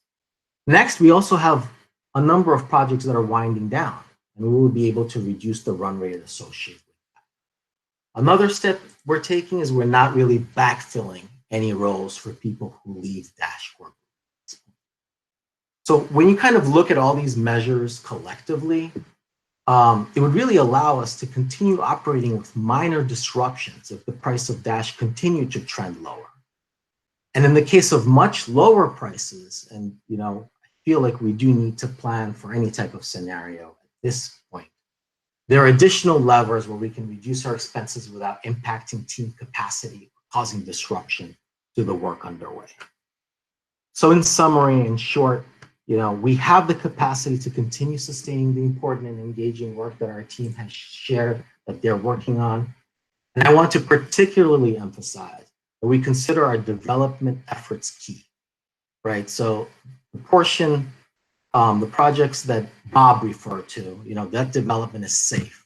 Any reductions we look at will not impact evolution delivery timelines Bob reviewed earlier. Now, lastly, as I kind of look at the budget, I think we have the ability to be a little bit more flexible with it. And what I mean is, I want to put forth a decision proposal to the Dash network next week around an effort to merge several budget accounts. So we don't want to merge accounts without the network's explicit permission. And we feel that by merging some budgets, we'll be able to keep smaller buffers and be more efficient around funding requests. Currently, there's, for example, an excess of funds in marketing. The terms under which we submitted our funding proposal initially wouldn't allow us to reallocate those funds to, let's say, conferences and travel, right? And the budgets we're looking to merge are very similar in nature. So, going back to this example I just provided, it would really be combining marketing with conferences and travel, right? And we feel the community is unlikely to object since we are using the funds for very similar purposes. And the reason we are putting forth a decision proposal is to receive official confirmation from the network for this change. We don't want to unilaterally make that change without the explicit permission from the network. Now that we have addressed any potential budget concerns, let's review the big picture of what has happened from a finance perspective in the second quarter. During Q2, we were laser focused on managing our upcoming tax liability. What we did is we purposefully requested less funding from the network than our run rate would have required in order to run down the buffers we had. Now, by the middle of June, with the unrelenting slide in the price of Dash continuing, I guess unabated is the right word, we started to refocus on building up our buffers again, particularly in our compensation account. Now, this has proven to be challenging to say the least. Every time we submitted a proposal, by the time we got Dash in our account, the buffer we requested would effectively have been wiped out by that decline in the price of Dash. There are some lessons here that are being crystallized from our experience over the last 18 months. The first one is kind of around what I talked about with the buffer. We shaved it down a little bit too much in our attempt to reduce our tax liability. And going forward, we have to be a lot more vigilant to make sure we don't do that in the future. Second one is around kind of building up a large buffer for Dashcore. In the past, Dashcore Group was, say, a bit shy about holding a large buffer because we did not have a legal structure in place whereby the network actually owned Dashcore Group, right? So I think because of this and maybe a variety of other reasons, many masternode owners opposed having a large buffer. The current trust structure that Ryan kind of posted on the Dash forum, all of these concerns are laid now. So even if masternodes are concerned about how current management is allocating funds, they'll be able to vote to replace the management in an extreme scenario. So the lesson is that in the future, whenever an opportunity to build a buffer exists, I think Dashcore should seize it. And then finally, the last one is really about kind of examining and aligning the liabilities and assets that we have and making sure that they're aligned in the same currency. With the majority of Dashcore Group liabilities in dollars, we need to actively sell Dash in order to cover expenses.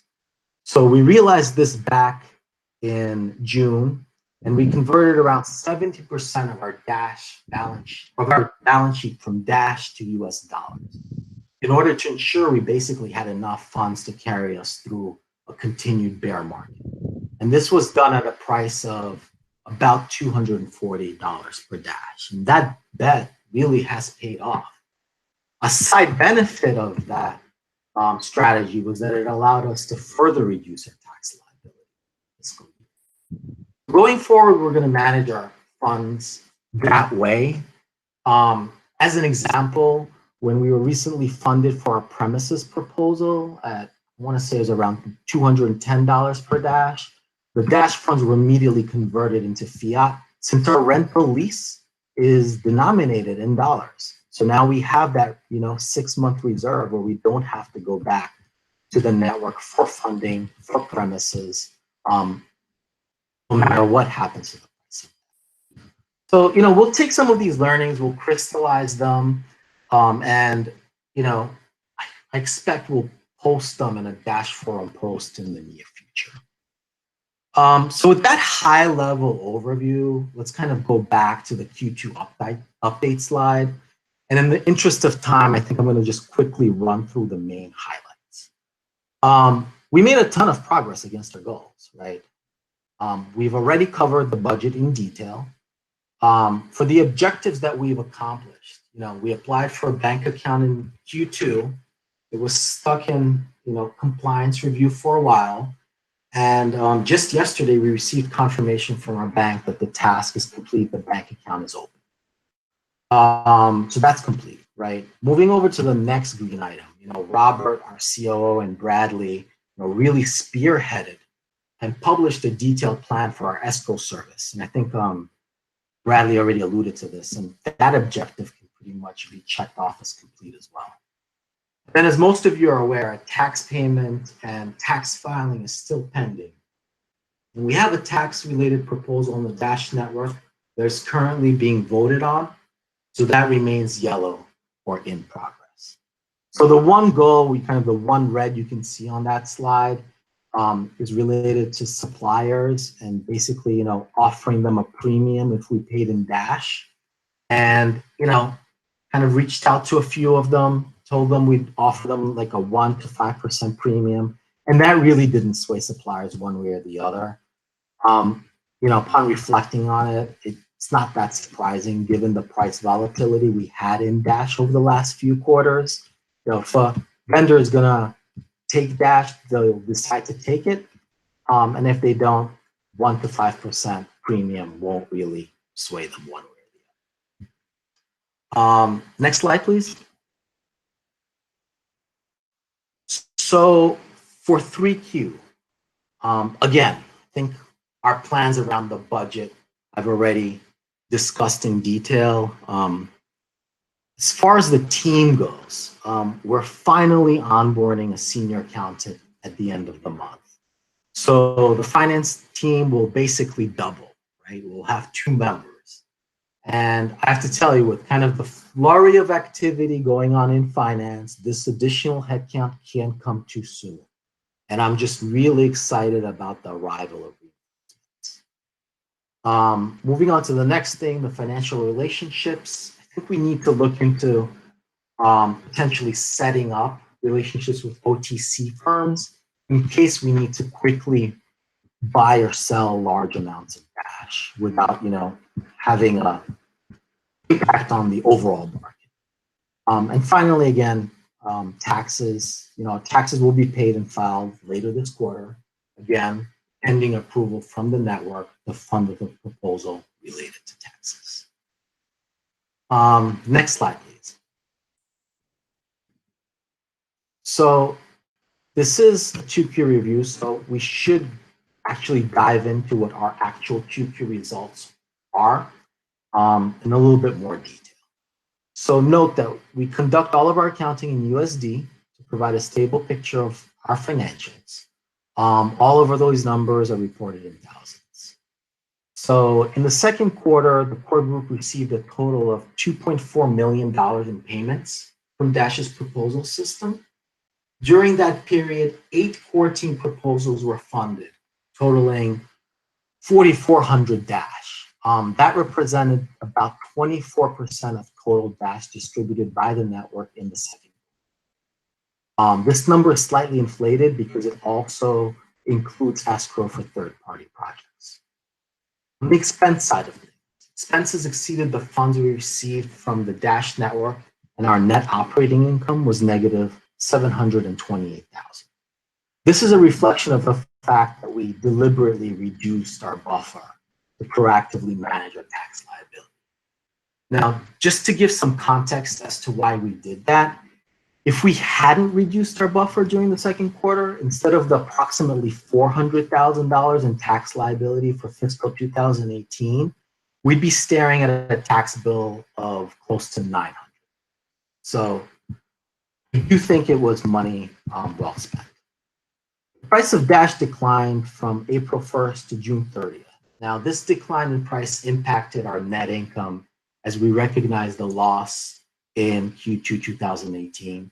Specifically, we experienced a loss of $665,000, which is reflected in the exchange gain or loss line on the income statement. Total net income was negative $1.5 million. The largest expense at $1.4 million was for personnel. Now, this line includes kind of the entire team of developers, technical staff, translators, and business support functions.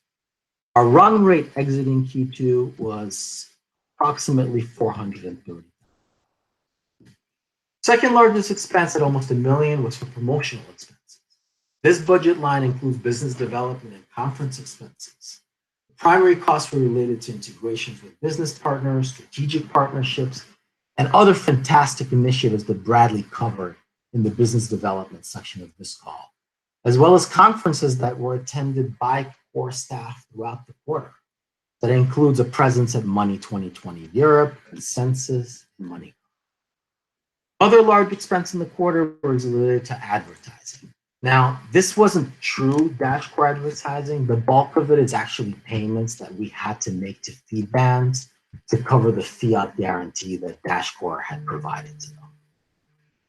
Finally, the only other category where we spent over $100,000 was legal and professional services.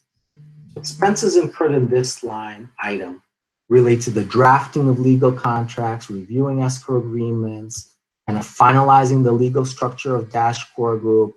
A lot of the work Ryan had done with the legal teams around Dash Ventures and the SEC.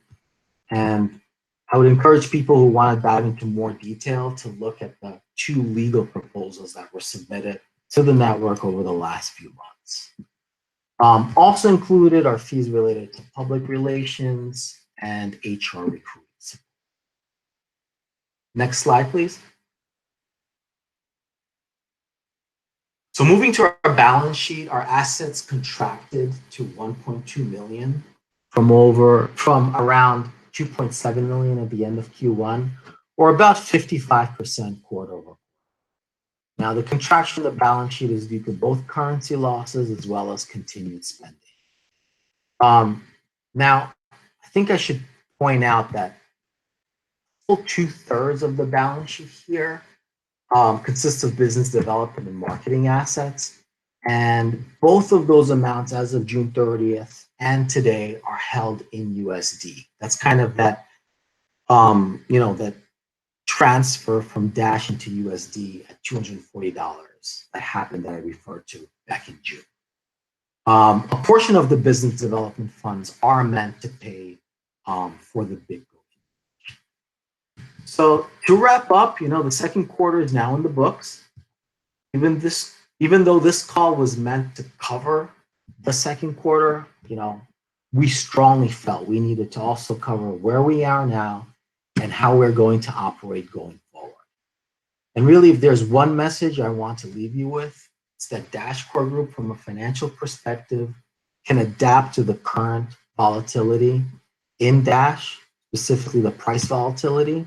And we have a number of levers to pull to ensure that we don't need to majorly disrupt our operation, especially as it relates to development. And at the same time, we can still commit to leaving enough space in the budget to other projects in the ecosystem. Thank you. That concludes the finance update. Next slide. I think, Robert, you're going to walk us through the operations section. Yeah, thank you for the update in finance, Glenn. Hello, everyone. My name is Robert Więcko, and I have a pleasure to lead operations group that helps other teams internally here in Dashcore Group and also directly serves our community. During the second quarter of the year, we have hired one person, basically portfolio project manager in the project management space, and majority of our efforts in this space were focused on transition to Agile, and project management team was actively driving these efforts together with our partners, Agile Lab consultants, who are professional trainers in this area. And we have managed to train majority of our teams in Scrum and Kanban methods and started implementation of them among delivery teams. Our portfolio manager was evaluating tools to create new automated reporting solution to share status and progress of our projects in combination with risk management process. These are still work in progress, and you will see these efforts in Q3. Another area of project management work was to create internal processes to help our contributors with common activities in the company, like HR processes, hardware or software requests, or release management process. QA team members were helping our developers in their efforts and supported escrow and integration services. They were providing testing service to all of these teams. After Agile training sessions, we have started implementation of service approach as a first team within the company, and we are going to use Kanban board to drive this approach. The infrastructure team works on daily basis with development, maintaining our internal servers, but also helps other teams and community with communication channels like website, forum, or Slack. And last quarter, we have committed ourselves to improve infrastructure services by implementing monitoring tools and security standards. We were also preparing internal service desk to create a single place where team members could request infrastructure services. And last but not least, our customer service team launched support page at support.dash.org. And after the test run during Q2, we have decided to continuously provide this service to our community with a great result. The support engineers work on daily basis with users and merchants, resolving around 20 tickets each day. So I guess overall we have made great progress. During Q3, we are going to continuously improve delivery standards in all areas. We will be working on optimization of our existing capacity without increasing headcount in majority of our teams. I mean, in operations area, this is really important considering current budgets and Dash prices on the market. In terms of project management, we will continue efforts coordinating projects in development, escrow, and integrations, and will support marketing and strategic projects as well. Project managers will work further on definition of company policies and processes. Quality assurance team, apart from daily testing work, is going to complete implementation of service approach and define quality standards for integrations projects. Infrastructure engineers will implement selected monitoring tools together with intrusion detection and prevention systems, simply to enhance our security standards of the infrastructure we are using for development, but also for website and other tools. We also hope that we will be able, despite the financial constraints, to hire one more engineer, and this should be the only one predicted headcount increase based on the expected demand for infra services during and after Evolution MVP launch. Customer service team will be working on operational improvements by defining and maintaining metrics of tickets resolution. And we are also going to translate our support page into more main languages, starting from Russian, Chinese, and Spanish. And that's basically all. With this, I want to thank all of my teams and team members. They are doing a great job, frequently invisible. So great appreciation on their side. With this, I want to hand over back to Ryan. All right, thanks. To warn everyone, there's a tremendous thunderstorm outside, and I've been losing that connection. So if it drops, I've handed notes off to another team member, but hopefully we can get through it. Okay, next slide. So in terms of how the currency performed, Dash's market cap continued to drop in Q2. There were over 1 million coins at the end of Q2. It's up about 10.4% the previous year. We're about to reach the point where our annual supply inflation drops below 10% for the first time, just because the base continues to grow, and of course the annual supply begins to drop. So we'll see that crossover happen here within the next 2 quarters. Our price fell about 25% from the previous quarter, but remained up 34% year on year. And we finished the quarter at about $241. Dash's market cap fell about 23% quarter on quarter, but was up 48% year on year.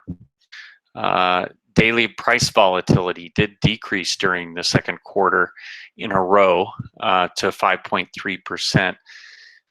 But note that we've changed the definition here of price volatility. We're using a new metric based on the daily close price rather than the average daily price. That results in a higher number. So the metrics won't match prior presentations, but the observed trend of lower volatility isn't affected by the definition change. And we are seeing, much lower standard deviation of volatility. It's dropped about 27% within the quarter. Exchange trading volume continued at a strong pace of about $100 million per trading day.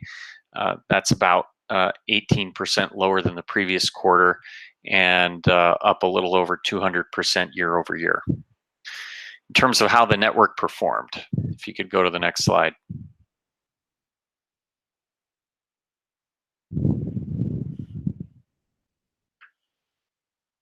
All right, so activity on the network returned to strong growth despite the price reduction. Active addresses hit a new record of over 42,000 per day, roughly in line with the previous quarter, but the number of transactions actually increased to a record 10.8 thousand per day. Total payment volume fell about 54%. And if you look at those metrics together, as I alluded to earlier on the call, it's apparent that our average transaction sizes continue to decline, and the mix is shifting towards an increasing number of low-value transactions. As I said earlier, I think that that's indicative of purchases, and so I think it's a good sign that we're seeing that shift taking place. Average network hash rate fell in response to the lower pricing, so we're spending less in a sense on network hash rate, and so that did come down about 18% from the previous quarter, and was an average of about 1.7 petahashes per second. Key metrics, if you look at those graphically on the next slide, this really helps illustrate that use of the network is really diverging from the market cap. You see the transaction counts there graphically just continue to rise. It's really striking to see that when the market cap is dropping, and so we are seeing increased use of the network despite what we're seeing in terms of market cap. And so I think as I wrap things up here, as you've heard from the team, the Dash Network and the Dash Core Group continues to make significant progress against our strategy. And I think we're actually better positioned from a strategy, process, and people aspects to continue to perform and expand the network's use. We are aligning our efforts in different areas to a much greater extent than I'd say we were able to do in the past, just around the alignment activities that we do across teams. And that includes our products, HR, marketing, business development, and finance against that strategy in a much more cohesive fashion. And so in short, I think we're maturing and beginning to execute effectively at scale. And that's really important, the component of scale. It's easy to operate a team with a dozen people in it.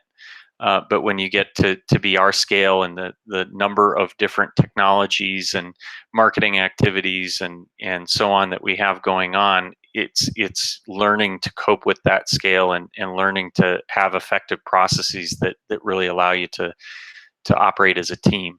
And so I'm thankful to all the teams that have been working hard to make that change a reality. On the legal front, we continue to focus our attention towards creating Dash Ventures.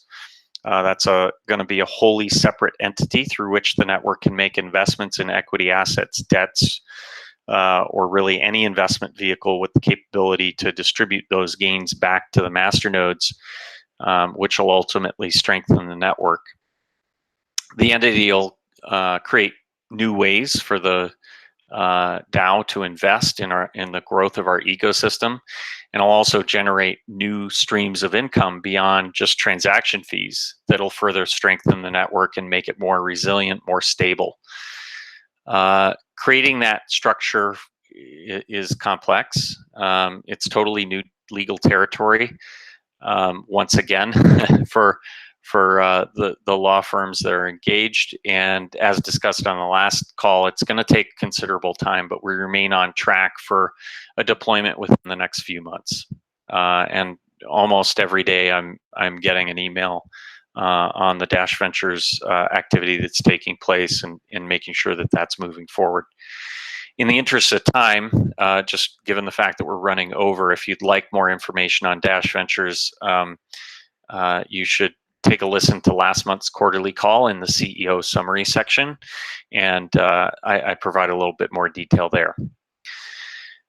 This entity will be another big differentiator for our network and should enable proposals to go through where grant funding just doesn't make sense, just due to a high risk or high cost type venture.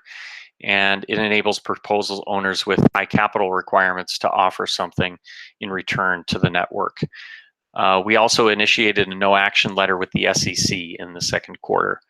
Early this year, we built an incredibly strong legal argument that Dash is not a security. We were so confident in the legal research that we decided to proactively approach the SEC for a ruling. A positive ruling from the SEC will eliminate risks for exchange brokers and other services wishing to list Dash. And we've received an increasing number of one-off requests from these businesses concerning Dash's security status, brokers, exchanges. And so having that legal argument at the ready has been incredibly helpful. And we also know that it'll have a material impact on the decisions being made within the industry to integrate Dash into the cryptocurrency ecosystem, because we know that they're concerned with the way that regulators might view Dash or any of the assets that they're listing on their exchanges. We have received an initial response from the SEC. It's just a series of what I consider very straightforward questions. None of the questions posed a genuine challenge to our core legal arguments, and a response has already been provided. We'll continue engaging with the SEC throughout this process, but I'm really emboldened by the initial response that we got, and I will, of course, keep the community updated on our progress if there's any meaningful news coming out of that process. In closing, we went through a lot of information today on each of our functional areas. I hope the incredible volume and quality of the work that the team put in this quarter was evident throughout the call.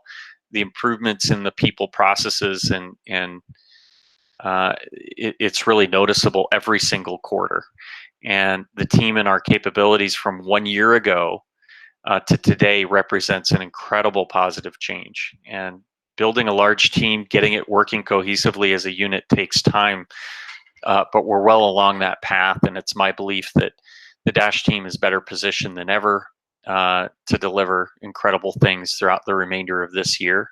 And I look forward to reporting on our progress against everything that we talked about today in the next quarterly call and through updates over the intervening months. We publish those at least on a monthly basis, if not more often.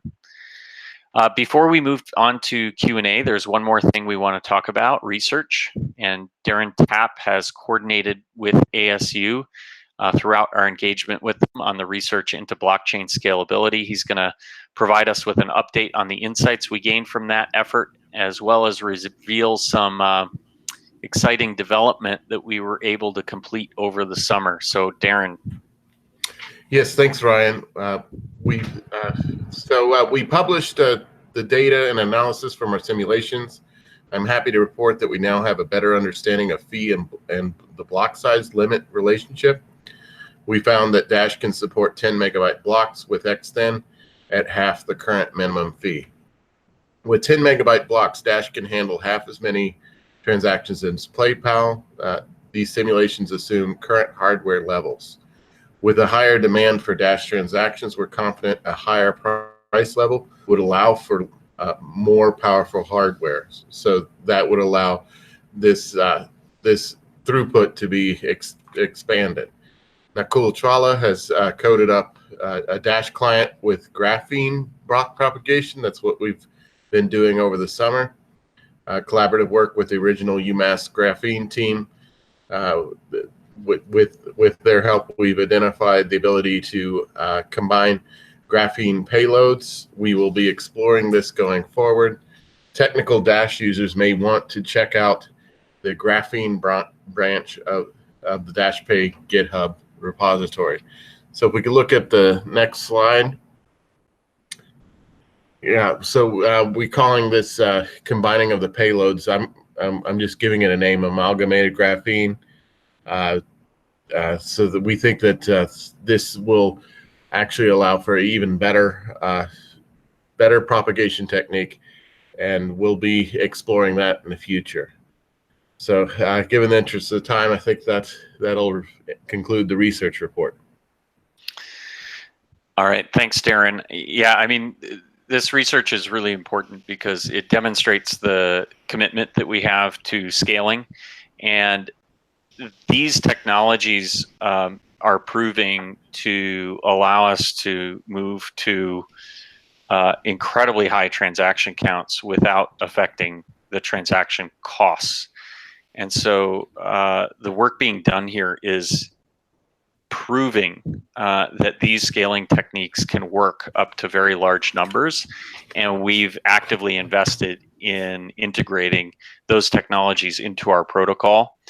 And I think the next steps, if we choose to continue down this route, will be to test it, and implement it on one of our test nets, and ultimately measure what the actual impact is. But all indications are that this is order of magnitude or more type of technology enhancement. All right, well, that wraps up all of our prepared slides. I'll turn it back over to Robert to remind everyone of the process for the Q&A session. Given the time, I think we're only going to have time for a couple of questions live, and then we'll probably have to address the rest of them via text in the forum. Thank you, Ryan. So we have collected a lot of questions from the social media channels.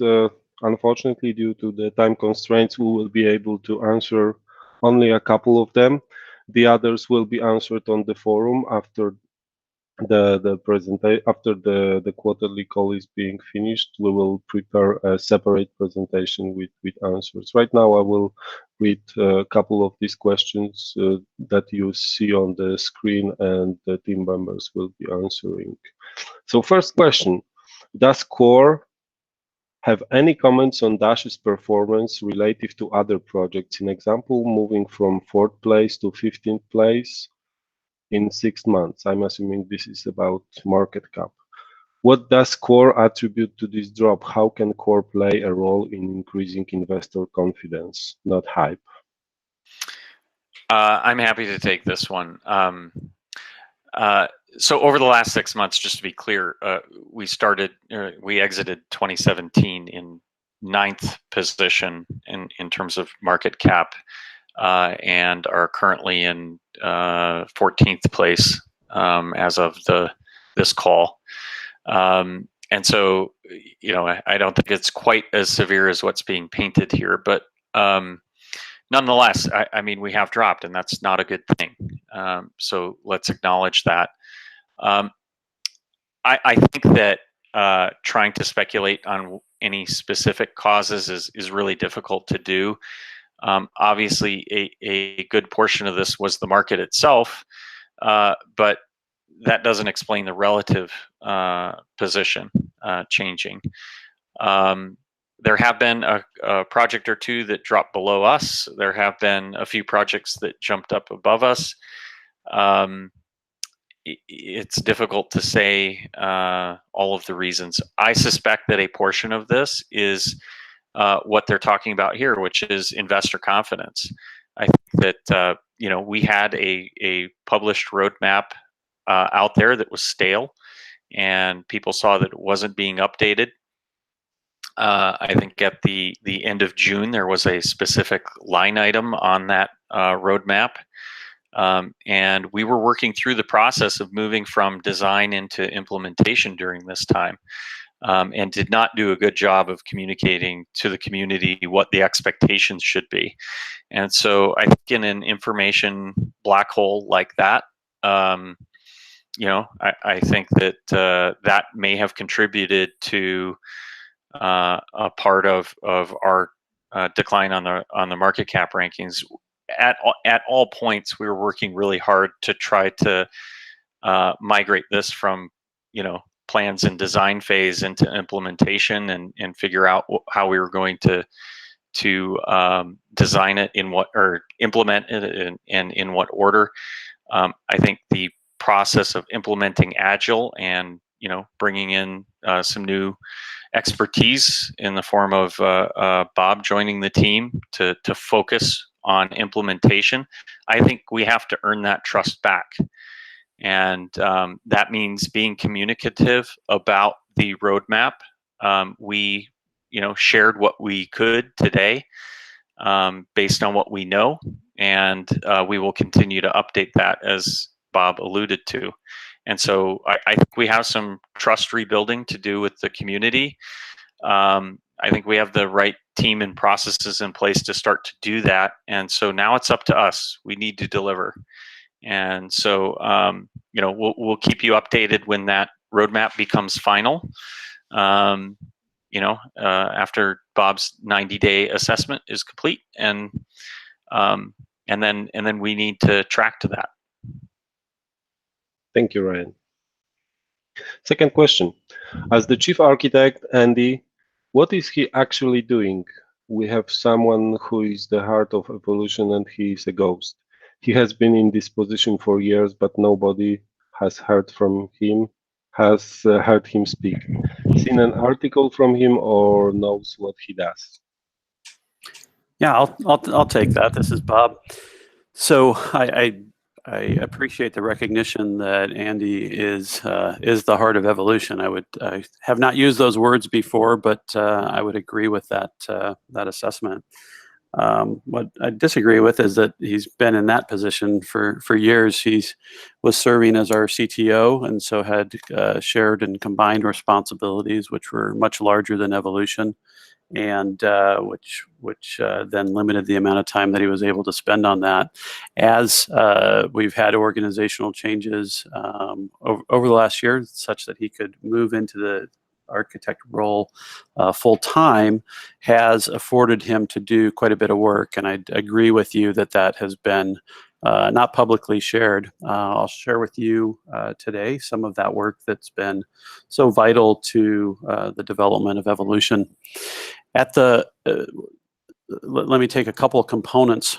First, he authored a white paper that was for internal use on that. It's nearly 60 pages, and it's in very technical detail. A lot around the special transactions, the data structures that are going to reside on the blockchain for those special transactions, and how they'll operate and what methods or features could be handled. I'll give an example that answers question number 11 on here, is, you know, whether usernames are unique and whether they can be changed. As an example, I was able to flip to the white paper, look that up, see that they are unique across the blockchain, and they cannot be changed. One of the reasons is that uniqueness that we want to have across a complete user set. So one of the things of his accomplishments was the white paper. A second was then defining these data structures as they would exist. A third one is what I called and kind of referred to as contracts in this second layer that we're adding to the Dash network. Layer 2 and contracts in the Dash network, we internally call Dash schema. It's a pretty technical term. What those are is those are the logic and the language to know how data is going to act and interact within these application protocols, these new customized applications that people can plug in to Dash. That has evolved, and just as an example, and numerically speaking, we are now on version 3 of that schema protocol. We took it off of a very commonly used JSON schema protocol. So we actually inherited it from a common protocol that's out there for all technology. We made our own Dash schema, and then we have had to add features to it. Part of how we've become informed to add those features have been through individual research that Andy's been doing. He's actually been writing code. And when you write code, oftentimes you don't pop up to communicate back out. And then meeting with third-party development organizations, a host of them. Some have been more informative than others as far as what we've needed to do. He's also been working with the developers on the development team. So, for example, on Josh Siegler's contact list demo that was done a couple of months ago, a few months ago, that was very informative because that was testing out version 2 of our Dash schema, as we've worked with vendors in the enterprise software space and been building schemas with them and for them so they can build these customizations. That has then come back and influenced features that need to be in our first release. So I would say he's been designing, developing, testing through real implementations, and then building those back into the designs. I think it's a great question, and what it calls out to me in particular is how do we get more visibility to Andy and his work. He's brilliant. He's enjoyable to listen to, and I'll make that a priority to get more Andy time for the community. Thank you, Bob, for explanation, and also thanks, Andy, for the great work you have been doing and you are doing. Question number 3. Would DashCore benefit from a board of directors like group for primarily oversight and advisory roles? Well, given that I've done a lot of the work on the governance component, and I'll take this one. So DashCore does have a board. It is currently consisting of members of the team, senior members of the team, and so there is overlap between the board and the leadership team. That's not our intent to keep it that way long term. We also don't want to bring in a fresh external board that has not marinated in our strategy for a long period of time, the way that we have in developing the principles that we have around everything from the design of the product to the way that we operate, the way that we make decisions. And so I think that we want to carefully bring new folks in over time. I think a board could benefit a lot from external people from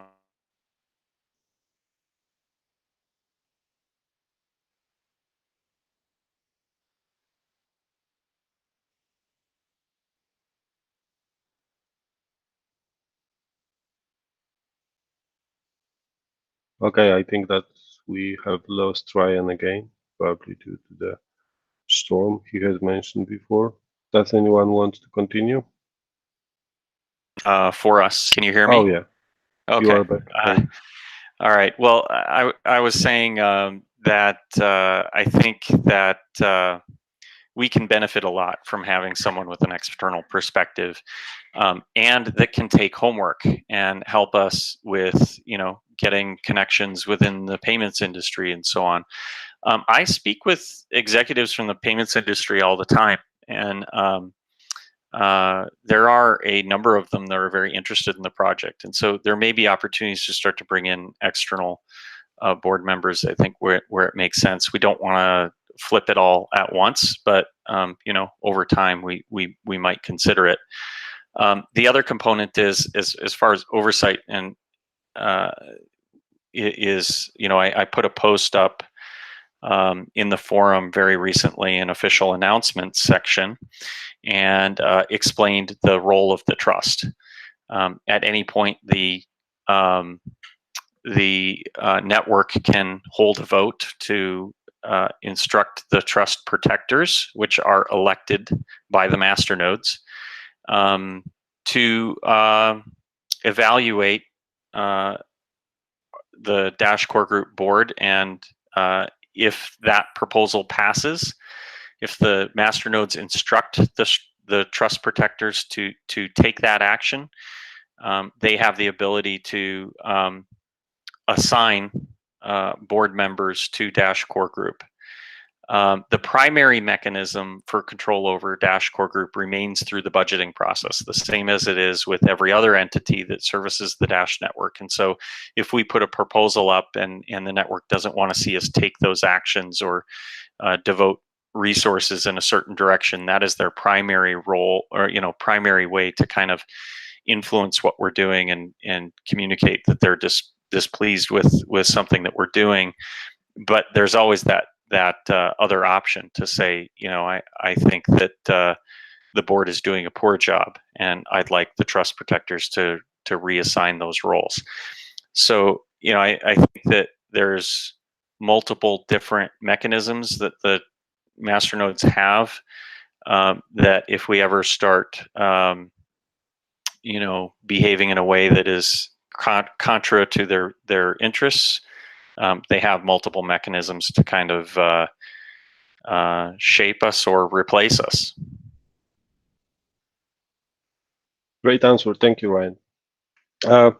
As we are running out of time, 2 more questions and we can wrap it up. Are there any plans to split Dashcore Group into separate entities by function, with each entity making separate proposals to the treasury? Example, software development, marketing, business development. I'll take this one too. I know that there are differing opinions in the network as to whether or not there should be a bunch of different entities that all act independently and fulfill different functions. There are advantages and disadvantages to that, but I think net the disadvantages outweigh the advantages that would result from that. And the reason I say that is because I'm seeing the increasing level of collaboration and teamwork it takes in order to, make sure that we are all, each of these functions within Dash Core Group are all working towards the same set of goals and supporting each other directly. If you put those under different entities with different leadership, and different no overlapping reporting structure, it becomes difficult if there's a dispute or disagreement about a direction, how to get that resolved. I think ultimately the network enjoys the best of both worlds. Dash Core Group can develop a strategy and go execute against it, regardless of what functions it involves. If it involves business development, marketing, and some product development that's required to capture a specific opportunity, we can all work together and make that happen very quickly. But we don't hold a monopoly over marketing. We don't hold a monopoly over business development. Anyone is free to put a proposal up to the network for marketing and see it be funded and go pursue a good marketing opportunity that they see and present their case to the masternodes. And so I don't think there's any downside in Dash Core Group having a marketing function if the network continues to have the ability to fund other marketing efforts that aren't being performed by Dash Core Group to the satisfaction of the masternodes. All it takes is someone stepping forward and saying, I want to lead that effort, or I believe that there's something missing here, and I want to go execute that. And so, I think we're held pretty accountable for what we're asking for. Not all of I know that we enjoy a great deal of trust, and a lot of our proposals pass, but they don't all pass. I think that they will only continue to pass if we continue to do a good job. So the short answer is I see a lot of value in us approaching all of these activities as a unit, as a unified strategy. And I think breaking them up, you would lose something there. I don't know if anyone else wants to add to that.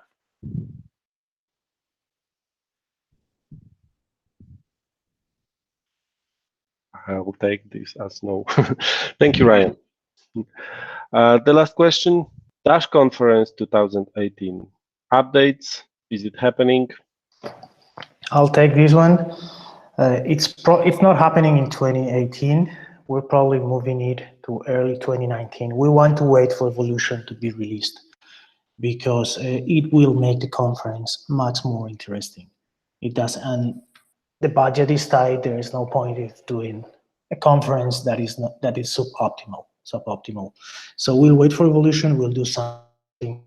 We do some workshops around it and some hackathon, maybe, depending on how we structure the conference. But considering Evolution is late Q4, most likely scenario is Q1 contingent availability of space and all that when we finalize the dates. And budget also, obviously. Mm-hmm. Thank you, Fernando. Okay, with this, I think we can wrap it up. I would like to thank you, Alexander, for preparing this presentation and entire call. It was an excellent job.